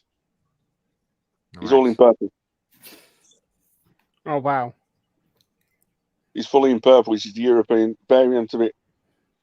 I've been little things across. It's like even knockoff little Zords and that sort of stuff. I've only just bought where you saved up and you've bought it all out your own money. You found it yourself, gone out for the hunt. Yeah. Or you found it. It's more sentimental, isn't it? That feeling you get though, isn't it, when you find something? It's just that feeling. Honestly, it's better than anything I've ever done. And it's when you imagine you find it in a box, you're like, "Oh my life!" Do you know what I mean? What have I just found? I don't know if you remember I think it was a couple of months ago. It was before we went into lockdown. I don't know if you ever seen the post that I put on the toy division. I'll need to put this on the big camera, but everything that's in here is all monsters in your pocket. Oh, I love monsters in my pocket. Yeah. I must have got about 200 between. I picked up 5 bags. I went taking my nephew to the charity shop. He loves going to the charity shops. He actually just went and grabbed this bag out of bin and is like, "Oh, what's this?" And I just noticed it right away. Man, it had boglins in it. It had monsters in your pockets in it. Wrestlers in your pockets. 50 pence a bag. And there must be at least 200. So I paid like £2.50 for what I got in this. It's mental. This is one of the reasons why I like meeting people like yourselves, because when I go out now, by seeing what Scott's shown and Chris shown and Dave's shown, I'm like, oh, I know what that is now. You know, there's so many things that I've picked up that could have been valuable or could have been rare, but because I'm not sure. So ever since I've gone into this community and I'm starting to learn what other people collect and what other people have, do you see what I mean? It's like, oh, yeah, now I know what that is. So, see, the thing about that bag shop, I need to put myself in the big screen again. Yeah, I want to see these. Is that I got some glow in the dark ones, and I believe these are quite rare. These are expensive now. Man, Tom waiting when I put it up. Tom mentioned, he goes, "Oh, he says one of them goes for like 30," and I was like, "Aye, amazing. £30 for that." I went on eBay and I was like, "Jesus, I didn't realize that glow in the dark ones are expensive." Yeah, 20 to 30 quid each, aren't they? Some of them go for more than that. See, the only and this one, Scott, the only ones I didn't recognize was these ones. Yeah, they were the later line. So you had like the aliens, the spiders, the dinosaurs. Yeah. See, I brought I've got the originals boxed, and then I went on to a line of monster in my pocket. I went into these ones. So there's 4 of them. The howlers, which I think they make the noises, don't they? But yeah, there was 4 of it. I've struggled to get the other 2. I've got them loose, but yeah, I do love monsters in my pocket. You're not gonna, yeah. Bring back a little bit of childhood. Does anybody remember these? Yep. Yes. Oh yes. Yeah, even I remember them. Jesus, I had a few back in the day. Little finger puppets. I think everybody had them. Sort of wrestlers and everything. There was a couple of sort of wrestlers, so I'll keep them now. But I think the sort of wrestlers will probably go to Dan because I know he likes collecting them. My mum did. When my mum was doing a loft, and she found a whole bag of muscle men, all the original muscle men. She found all the late 80s, early 90s WWF figures. There must have been about 30 of them. And do you remember the footballers as well they used to buy? They used to be on a stand, but they're doing action roles, like Lineker and Alan Smith and that era. Yes. She found a whole bag of them too. I couldn't believe it. I have got a load of those somewhere. They're somewhere in the shop, but I have got the muscle. Do you remember the muscle men used to come like that? Yeah. Man. So I've still got the footballers as well. So I love them footballers. You used to get Maradona, Gary. Yeah. So I couldn't believe it. I found a load of them at the boot sale, and the guy wanted like 50p each because he's like, I don't even know who they are. And I was like, these are retro. These are brilliant. I brought them out, but yeah, I love them. Who Tony Cotty is? There you go, muscle men. Oh, that. My little one's the same.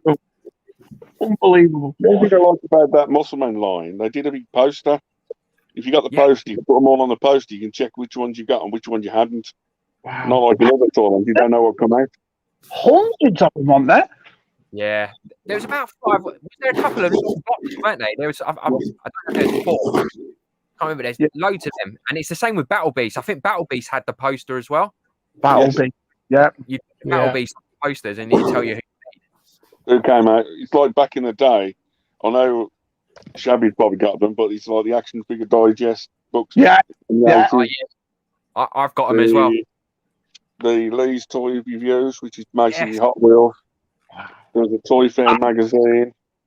In the UK, we had the Models and Collectors Mart. Yeah. You know, with the memorabilia show on the back.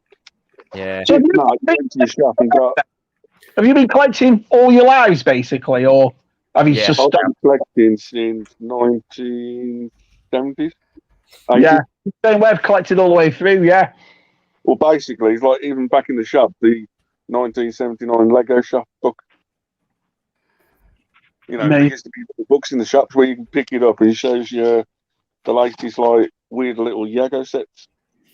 Oh, that's brilliant. That's brilliant. And then basically, if you go back into it, it's like your action figure, like guides from the 80s and 90s, shows you all the figures and the weapons, accessories. Yeah, I used to pick up Wizard. Do you remember the Wizard magazine? Yeah. I think it's American, and it used to have comics, used to have toys. I used to love collecting that. The same with the action figure magazines. I used to pick them all up. Just have them on the coffee table. It's like, oh yeah, welcome to my house. Here you go. You know, it is an action figure magazine. Bring your girl back. Look at my action figure.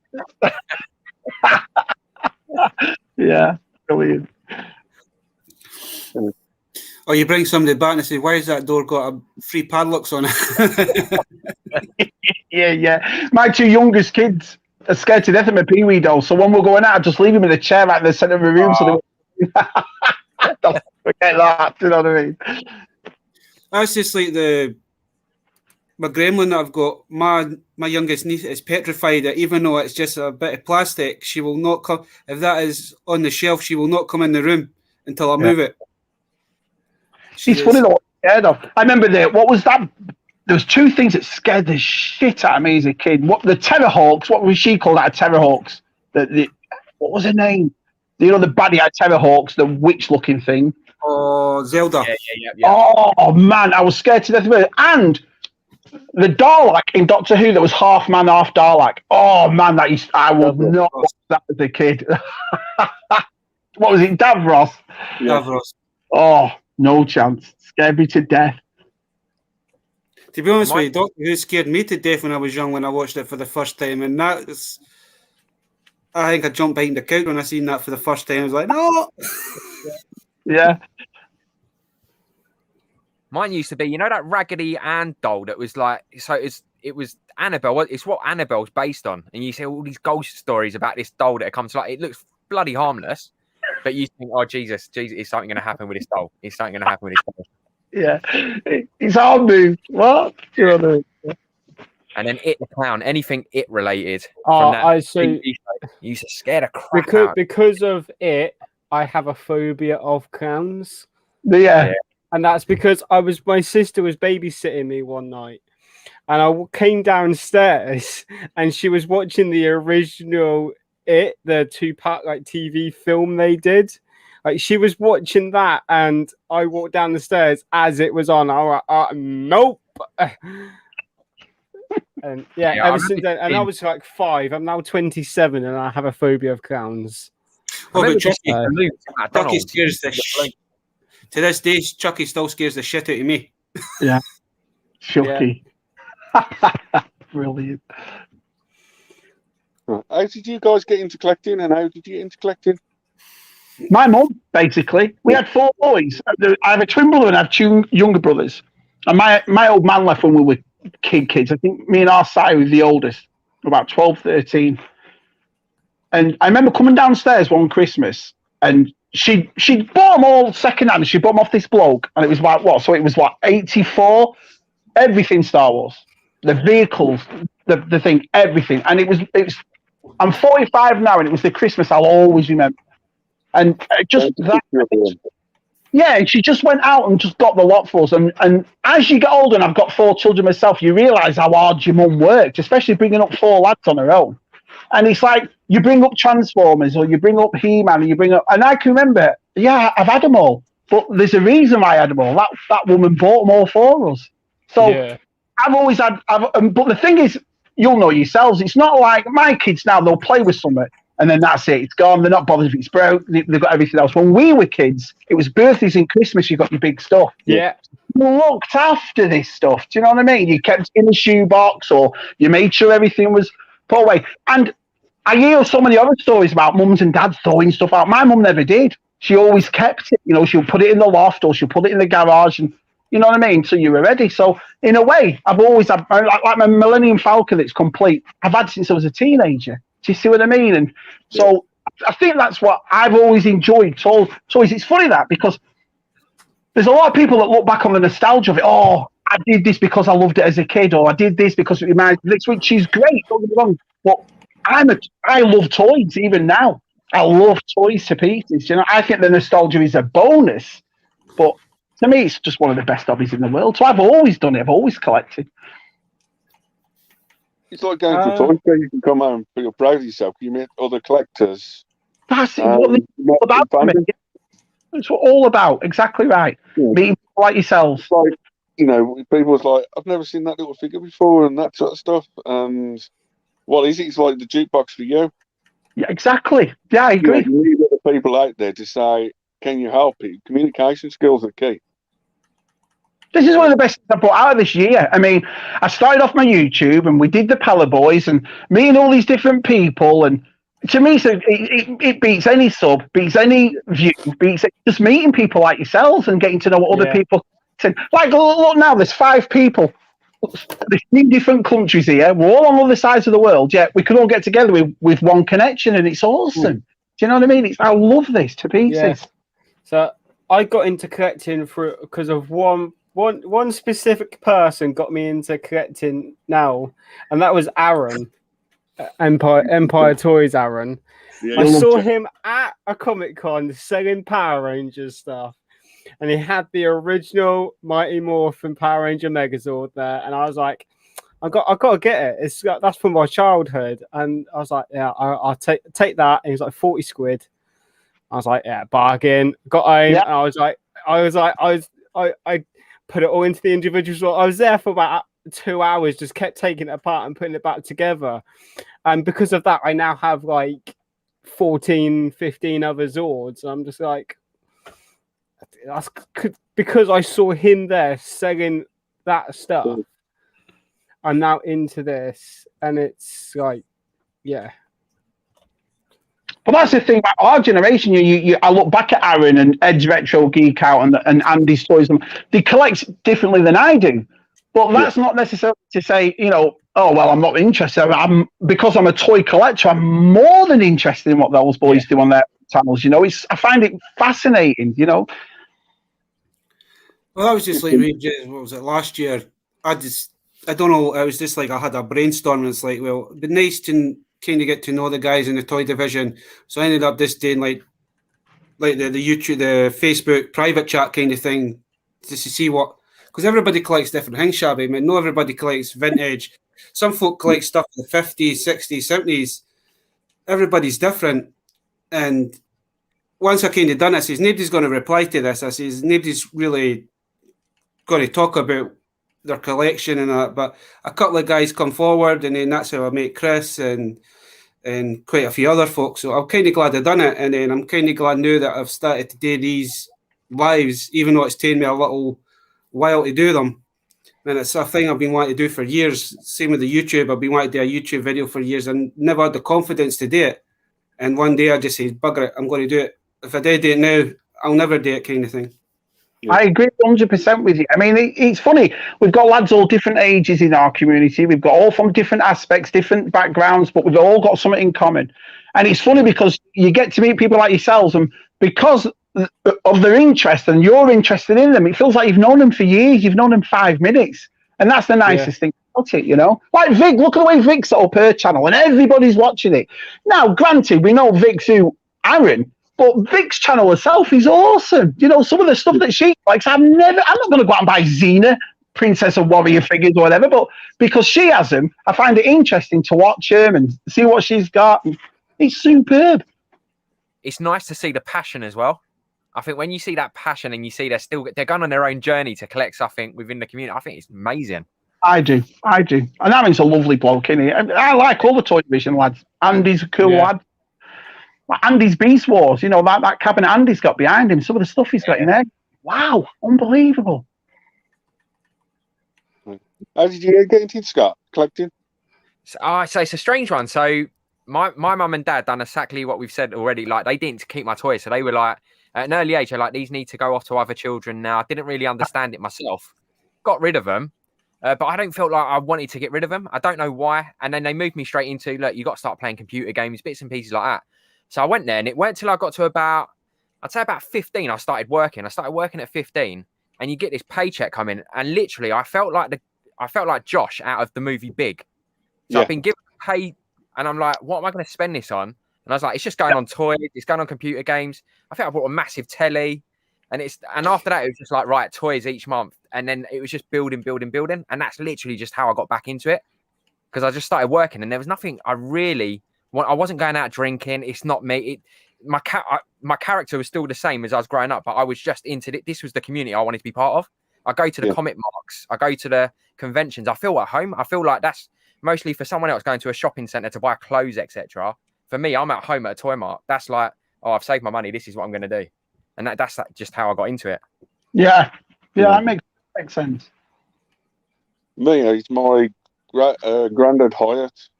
Harry Hyatt got me in. He bought us sticker books and Lego home from work for us.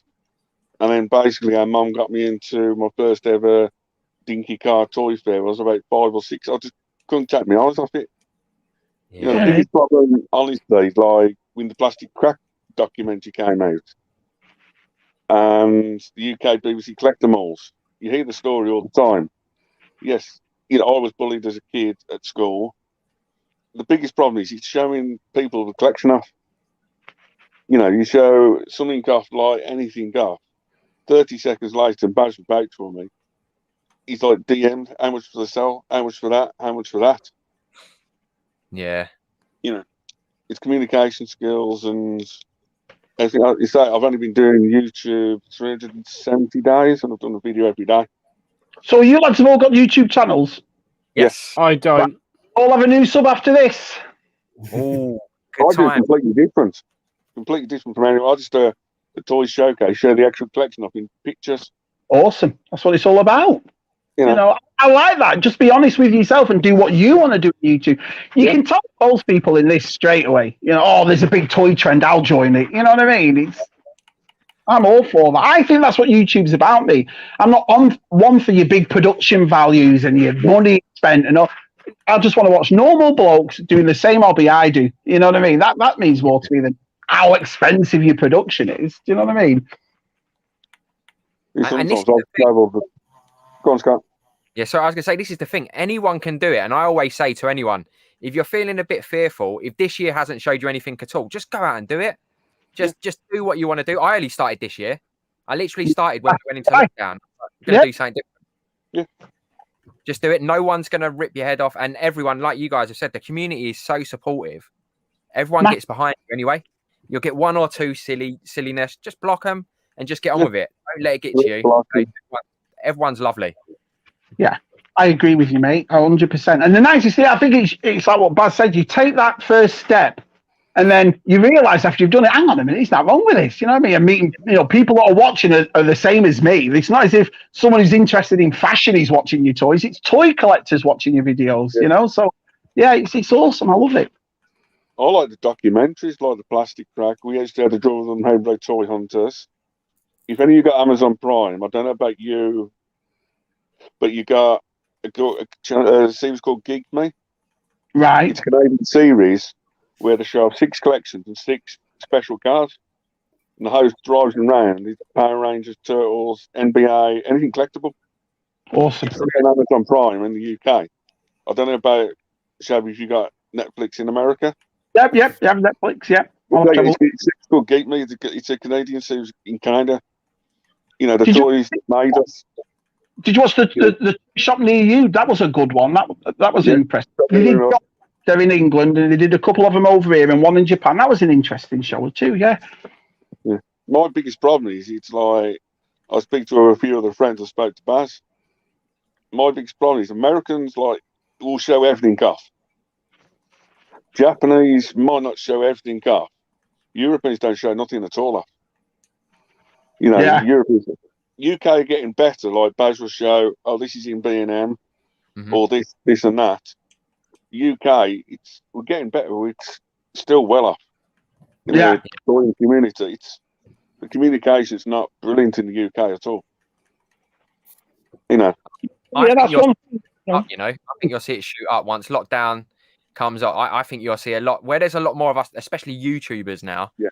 I think no doubt it's going to pick up. I hope so. Anyway, I do hope it does. Hey, Gilster. That's the thing. It's going to be funny, Scott. After all this is over, who's doing it just for something to do, or who's doing it because of the passion for it? You know what I mean? And that's the thing. I'm a talker. I like meeting people. I like, one of the best things I've got out of this, and I don't want to repeat myself, is meeting people like yourselves and getting to know you and getting to know your channels. And I find that interesting because now you watch YouTube and the majority of the time it feels like you're watching your mates doing YouTube, not just YouTube channels. Do you know what I mean? So the community is going massive. It's doing really well. It's also getting out to the toy fairs and speaking to collectors if they want to speak to you. The amount of times I've been to toy fairs, even in the UK, tried to talk about toys to them, and they treat you like a ghost. You're not there. They don't want to. They think they know all of it and everything. Yeah. And when it's like when you come out to show you a few bits here and there and everything else, it's like I've been doing toy fairs in the UK for 25 years, on and off. The Empire Toy Guys has been 4 or 5 years. Aaron's in the chat, Vic's in the chat. They're bringing the newer generation kids into the future for us. It's just passing the torch, isn't it? I agree. I mean, that's why I like people like Aaron and Vic and Chris next to me, is because that it's carrying it on. We've always said, I wonder what will happen when are we the last toy generation? But now with people like them, it's obvious that we're not. Do you know what I mean? That now your 90s toys are coming, and it's because I was born in 75, so it's not as if I was an old man in the 90s. I was still in my late teens, early 20s. Do you see what I mean? So I remember all these toys from the 90s, but I was at that age where girls and jobs and cars, and you see what I mean? So you tend to dip away from. But when I say I've collected all my life, in a way I have. I never got rid of anything. I just stopped after a while. Do you see what I mean? And then you go back into it. But that's why I like it, because obviously we all know what Turtles is and Beast Wars is and all that, but we never collected it. So it's nice that this young generation has come up to show us toy collectors that. It's the same as our granddads, the toy railways and the Hornbys, and you know what I mean? I've never been interested in collecting that, but I love watching it and all the models that's set up and how it looks absolutely fantastic. So we're like the generation from them, if you will, and then obviously your next generation's coming.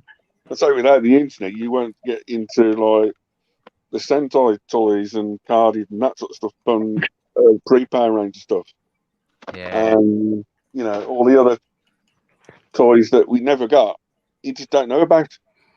The biggest problem is what's this series? Captain Planet, Razor Planet. It's a cartoon series. The problem is it's called something in Japan different. Battle of Planets, I think, is it's UK called it Battle of Planets. Yeah. I think America called it something else. Gotcha, man. Yeah. And then the Japanese comes it something else. Yeah. Mm-hmm. Love Battle of Planets. What are your guys' thoughts as well in terms of? I guess this is one that you're hearing a lot of, kind of these new, like you said, you got Aaron. I know it's been discussed on Aaron's channel. It's been discussed in Toy Division, where people seem to think, right, actually, sooner or later, the toys that we're collecting now, no one will want. And I don't see that being the case. I think whatever. No. I think if you look at Star Wars, like in the 70s, people are still going to want that because the demand of the TV shows, the comic books, the computer games. I can't see toys ever dropping or losing value. And when you go back to the Godzilla, the Shoguns, they're still holding a value. If anything, they increase. So I wonder if sometimes some of, especially the kind of the guys that have been in there, but the newer collectors, if sometimes they worry too much about potentially all this could be worth nothing. I guess I would just say, I don't think that happen. I think your collection's safe, if that makes sense. I 100%. Is that what we talked about before? About, for example, the Black Series. Already now you pay 3 times more for a figure that's been out 3 months. So what's this got to be worth in? We were talking about that Clara June figure, for example. Well, you know that's never coming back. So how much is that going to be in 10 years? Do you see what I mean? And it's like my kids at the moment. My kids range from 16 to 8. They're not interested in my stuff. They're not bothered about it. But as they get older, that nostalgia when they leave home and they've gone away and they'll come back to the dads and they see all these toys, that's what will hit them. It's the memories of, oh, look at my dad, he still got this. And I remember when my dad bought that. So I don't think it'll ever go away. Yeah. Go on. Sorry, Baz. It's just like my youngest nephew. when he comes in and he sees my toys, what I've got on my shelves, when he goes back home, he's trying to copy what I've got. So when you go up to his, he'll actually come up see what he's actually starting to put certain things, like he's got Power Rangers, he's got wrestlers, he's got Spider-Man, and he's trying to do what I've done, is like have them a wee bit with Spider-Man on it, a wee bit with his turtles, and so I've kind of started something with him.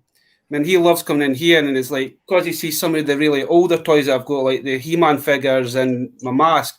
He's like, "Oh, can I get this? Or can you buy me this? Or can you buy me that?" Yeah. And it's like, I know it is harder to come across at boot sales and charity shops, but if I pick anything up, I usually get him stuff for him as well. And the older stuff, he'll not actually physically like bang together like what kids do. When they're fighting, he'll just keep them on the shelf. He knows that they're really old, and he'll not touch them, and nobody else is allowed to touch them apart from him. Kind of. That's kind of weird, because I've given him a couple of Thundercat figures that I had spare, and these were kind of bad, so they wouldn't get to anybody. Even if you tried to sell them, nobody would buy them. So I said, him, and they sit on his windowshelf. And they've never moved for about a year. But how many times happens to you lot though? It's like, for example, we'll have customers that will come into our house and they'll do the paperwork and discuss, and they'll come into my room, and this will happen to all of you because you've all got toy rooms. And someone that doesn't collect, someone that's not that bothered, will go into your rooms and go, "No way, look at," and the whole face and demeanour turns into an 8-year-old child when they see your room. How many times has that happened? So I don't think it will ever die because of that. I've had so many people walk in here and go, "Oh, you're joking, look at it in here." Do you see what I mean? So, I've worked at home for a year now, so working from home because of the pandemic. And every time I have a team meeting, I work up here, so this is where I work. You'll be surprised. I turn it on, and all of a sudden, someone would have either heard, "You need to ask Scott to turn the camera off because I have it blurred," and I have to give them a little tour of the room, show them everything, and they go, "Oh, I remember that," and it's a brilliant icebreaker for when I'm starting a meeting. Absolutely brilliant. Right. I agree 100% with you. But go through back up to Aaron's comment a sec about Power Rangers. It's about 3 comments ago. It was on the screen just. Which one was that? It's about 3 comments ago about wallets and that sort of stuff in Power. Another one after. Yeah, when it comes to like collecting toys and that sort of stuff in fandoms and that sort of stuff, yes, you can go like Chris, like the Megazords. Then you've got the American releases only. Wow. You can then go to the Disney World exclusives. Then you can go to bootlegs and knockoff toys. God, I could spend a week in his house. Up to Megazord. Then you can go like your Morphers, like the limited edition red ones. You can go to the Blu-ray exclusives, and then you can go to black and gold, like Baz has got a few, and then you can go for the ultimate chrome edition. But then you can go to your Comic-Con exclusives, like Power Morphica and PowerCon exclusives. Yeah. That collection just in one toy collection, Masters Universe. There's, what do you collect and what don't you collect? Your wallet, you can't handle it. Yeah. Well, it's not like gentlemen right now. Are you all subscribed to Vintage Toy Rush? Mm-hmm. Yeah. Right, you got to get. Yeah. I mean, but that's the thing. Him and his channel and the way he represents vintage toys is second to none. You watch that channel and you're like, this is just like going back in time. It's immaculate. The knowledge of it, the way it's put away, and that's the thing. I won't collect the vintage stuff like Karate Kids and Ghostbusters, like what Dave's got. But to sit back and admire the passion that he has and the love and the support, it's amazing. Then pre-Power Rangers Sentai is back to 77, but then it opens a realm of like the Tokyo Setsu, like the Korean version of like Armored Heroes, Mini Force, and then Ultraman, Godzilla. It opens up the same collecting realm. It's crazy. It is. But it's awesome, isn't it? It's like me, Black Series. You would have told me when Black Series first came out, I wasn't interested at all. I was always a firm believer, oh no, it should be 3/3/4 inch Black Series. This is just a phase. They'll make one or two. And then it bloody turned into that behind me. Do you see what I mean? Yeah. So you're right. You evolve in a way. You find one thing, and then something else. Oh, all right, I'll try that. Then, I'll try that one. You know, I agree with that. I agree with you with like the Star Wars, Shabby, is that when I was growing up, Star Wars were always 3 3/4 inch, no matter what. And then when you see the big ones, it's like, I'm not wanting them. And then I was like, what? Toys R Us first got them in, I must have walked past them like 12 times, and it's like every time I was in there, it's like they do look cool. Yeah, I did. I bought the hand one, the orange and black hand one. That got the 2 guns, the 2 holsters, and I thought, yeah, this is pretty cool. So I bought another one, and I went mental and bought them all practically. So I think the first one I bought in the older style was the Darth Vader, and then I seen the Han, and ended up picking up Han, and then I ended up picking up and Chewbacca, and then this and that, and then when they re-list them in the black and red ones, I was just picking them up every time I see it. I've not got as much as you, but I must have about 50 or something, 50 different characters. The worst to me was the numbers. I remember when I was a kid on the back of a Star Wars card back, they were all numbered. Collect all 96, collect all 65. So when these buggers came out, they put the big black number on it and that was it for me. I had to get them.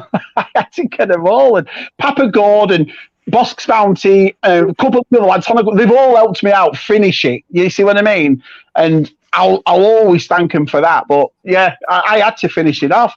I mean, I like the new boxes, but it's easy now to collect, like what you said before, the ones I like, because they're not numbered, if you will. You know, now they've done that bloody picture on the side, you've got to read the montage. Like, the way you display it, that's how I've got them in the spare room like that. Yeah. And when you show them, I thought it's like, why are you not showing them that way? Everyone gives a shit about it. Everybody. Oh, Shabby, you don't look good. I like it like this. The thing about it saves space. I mean, my whole room is covered in toys, and I've got shelves of all open stuff. But the Black Series, I just like pulling them out, having a look, putting them back in, and it's a safe space. You know what I mean? There's over 200 things here, so it's just easy to put them like that. But boy, do I get sick for it. Well, if you've got them like that, then you're going to be able to get more and more. If you've got them, unless you want to open them, there is some I would love to open, but there's like a part of me saying no, don't open it. Yeah, I get Ghostbusters. I'll get the He-Man. Boom, box open straight away. No messing about. But I think what it was is I started to collect the vintage collection, and I got the Ahsoka, and I opened her up. She's on my shelf up there now. That figure's worth $600-700, and I still got the card back. But I'm thinking, oh, what did I open it for? And then, oh, Shabby, you should never open that. And I think it just stuck with me for Black Series, which is stupid because you can take them out of the box and put them back in.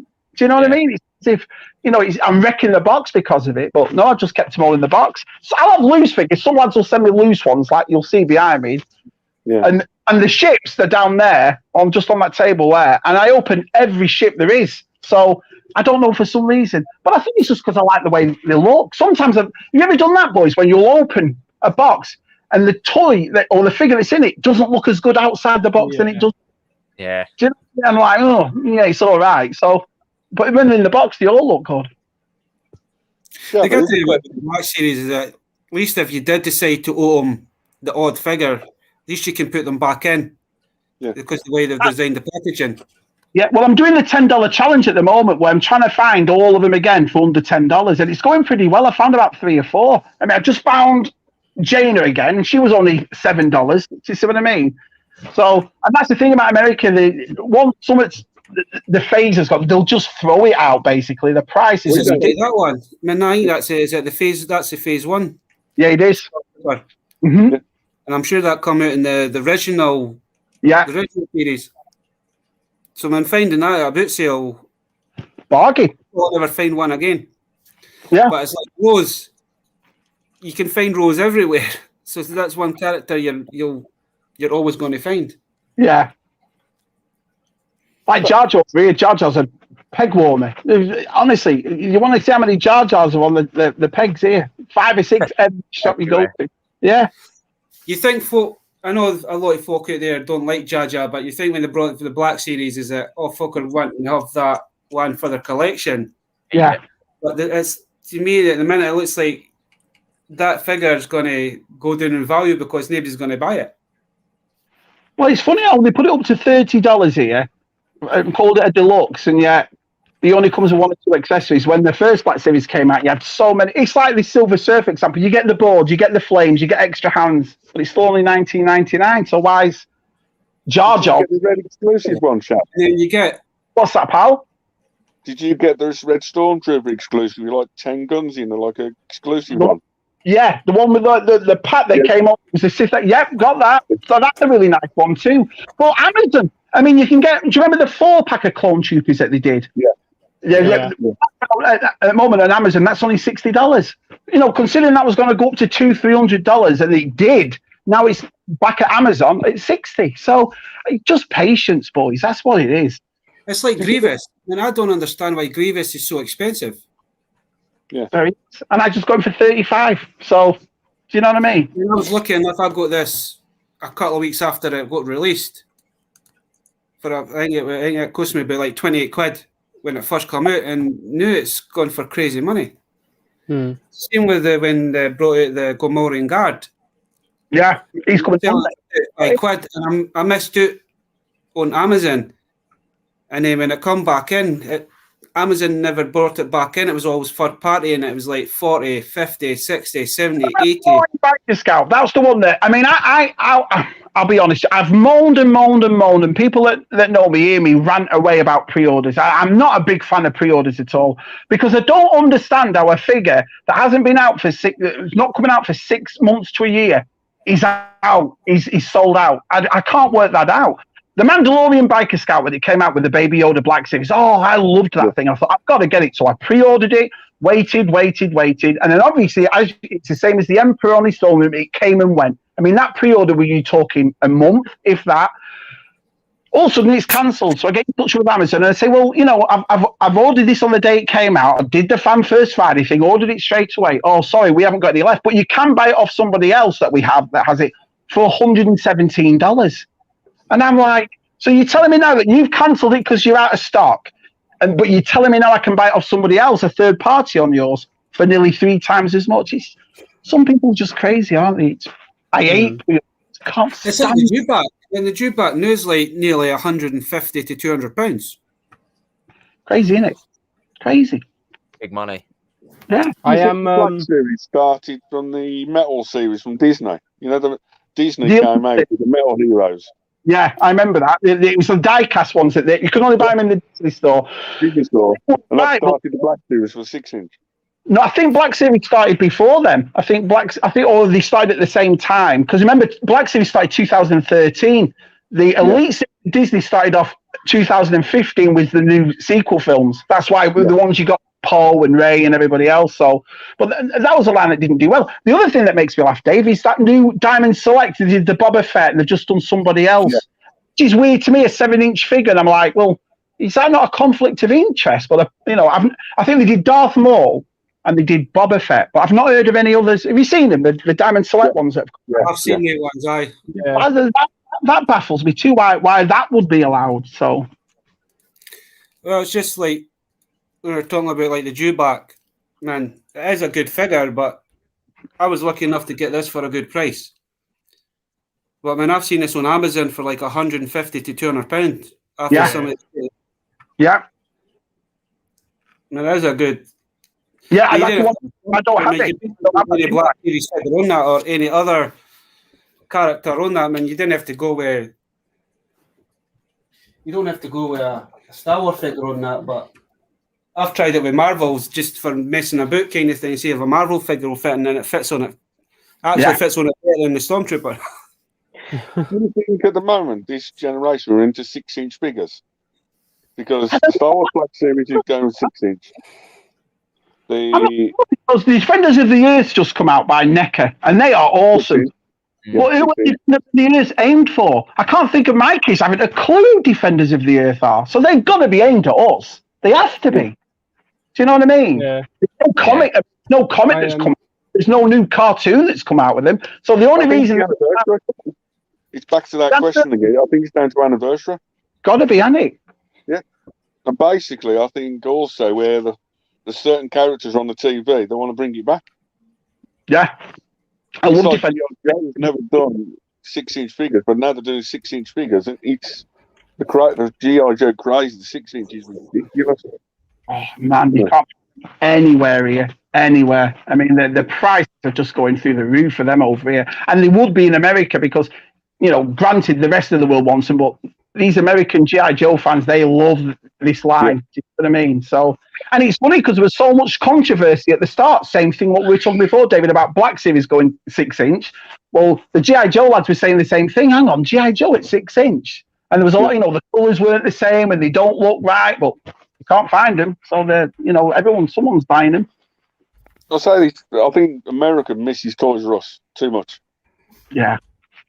Honestly, I think America just misses too much. We, you know, lucky over in the UK, we got Smith's, Entertainer, especially mail order companies. See, but I think it went out of business simply because of the prices. You walk into Toys R Us and a Black Series is $7 more than you'd buy it anywhere else. Yeah. So don't get me wrong, Toys R Us is a great store. It was fantastic, but I never really shopped in there because of that. Why would I spend nearly $10 more on a figure I can get everywhere else? And I think that's what it was. I think the biggest downfall for Toys R Us, they never reduced their items ever. Never. Yeah. You can walk in 10 years later and still find the same toy on the shelf. Did you ever hear that story about that big land speeder that they made, Dave? You know, the big one that kids sat in? Well, Toys R Us was selling that at $500. You know, that was the last thing to go when they went out of business. And they had tons of them because he was going to go out and spend $500 on that. But they never reduced it. So obviously when they were closing down, they were getting rid of them for nearly next to nothing, you know? It was crazy. I'm going to head out, lads. It was nice. It was nice. But yeah, it's nice meeting some of you. I know I've met a few times. Yeah, but yeah, see you later, mate. See you later. With the Star Wars, I've got a quick question with the Star Wars. So I haven't got much of the Black Series. Does Star Wars ever go down the route of doing like what Marvel does with the builder figures? Have they done that yet? No. They've never done a builder figure in the 6-inch line. Do you know what I mean? Which is weird in a way because there's a few figures out there that, like the Wampa they could have done, but they bring it out singly on their own. But that would have been a perfect. Hammerhead would have been perfect. That kind of thing, you know. But no, they never brought them out. Shame that, isn't it? Real? They never did that. There was something in that if they were to do that, given some of the characters they've got. Yeah, it's like builder figure. You know, you see, Transformers is now doing build figures, but. You know, people would want an army build with stormtroopers or clone troopers. You'd sell it for just put them in like the Marvel in the cardboard box and sell them for $5 cheaper, and everybody would have them. They never did that. Like the Marvel, as you said earlier, the Marvel Select or Marvel character build because started like this. Yeah. Yeah. You know, it's the old from the first movie. It's the Walmart 6-inch exclusives. You know, because I know they used to do it. Do you remember? The Attack of the Clones era where the Hasbro were bringing out the toys, you could buy parts of the cantina and build your own cantina, and you know, so they've done it, but for now they just won't touch it. So one of the biggest pieces out there. Remember, McDonald's did like buy 6 figures, and you built was it Inspector Gadget? Right, it was about 18 Inspector Gadget, wasn't it? For McDonald's toys was a builder. Yeah. So. Build a drone. Okay. Well, Joy, I remember that. It was on the back of the pack, and you'd have the, you know what I mean, or the hologram. Remember the little hologram figures that used to come with them? These, I remember as well. The Legacy pack used to do that cardboard locker, and in the cardboard locker there was extra guns and extra this, and you don't get any of that now. It's crazy. I know Star Wars did it because Star Wars Force Awakens, the first film with Kylo Ren. You bought 3 figures in that way, but built an extra weapon out of it, or. Oh, it was awesome. I've got every one of that. I went mad for that Force Awakens line. So there's nothing out of that. I love 5POA figures. It's my childhood, if you will. So I've always been a fan of 5POA look, if you will. So I bought every Force Awakens figure there was, and the ships that came with it, and the vehicles that came with it. And that's right. You had 3 of them, and they all made it a special gun or a special pack or something. And that's what toys were about to me. You know, adding something a little bit extra. Yeah, it's little builder figures and that sort of stuff that keeps people collectors going, isn't it? So, Yeah. Yeah, some of them are worth a fortune as well, aren't they? The actual once you build them, I know some of the Marvel ones go for silly money. Oh, yeah. Like just Marvel Legends. Honestly, Scott, wow. How many is there now? There must be hundreds of them. That's it. I think they get released, don't they? A new packaging, a new figure. There's more detail on the art, more accessories. I think it's just it's a money pit. I do like the retro and they're doing in that though. You know, with the retro car, they look awesome. And they've brought about the 5 POA figures, Marvel, as well, which is like the superpowers. Is brilliant, you know. Yeah. I don't know if Tats and Toys is still in the mask figures, but that's the figures I was on about earlier. They're like the little 2-inch figures for like Black Panther. But then you get a little head that goes on top, which looks like a mask, start of a mask line. Amazing. Awesome. You know, you can get the little claws for it. And I think they tested the waters, and you can still put your visor up. Yeah. You know, it's exactly like a mask. I think they tested the waters. You know, the companies are out there are smart. It's like in the toy realm. It's Easter eggs in toys and shows, isn't it? Yeah. It's like I just don't. I'll never get my head around exclusives. I don't understand how a multi-billion-dollar company can put a figure that anybody wants in one store. It don't make sense to me. Do you know what I mean? Especially having my own business. It's like, well, Shabby, can I have one of those? No. Why? Well, because I've made one. Well, what? Dude? Like, what are you talking about? It only stays exclusive for 6 months. I know it's baffling. It's baffling. And then you're running, especially in America, because it's not as if you can get the bus. You have to drive. You know, where we live, I live in the centre of major places. There's Raleigh, there's Sanford, there's Fayetteville, all these major, and I'm in the middle of them. So you drive 25 miles one way, which is nothing over here, 25 miles. But then you've got to drive 25 miles the other way, you know, and it's so frustrating at the time. Well, I think we're heading up to over the 2 hours, so I think we'll call this a night. That's gone really quick.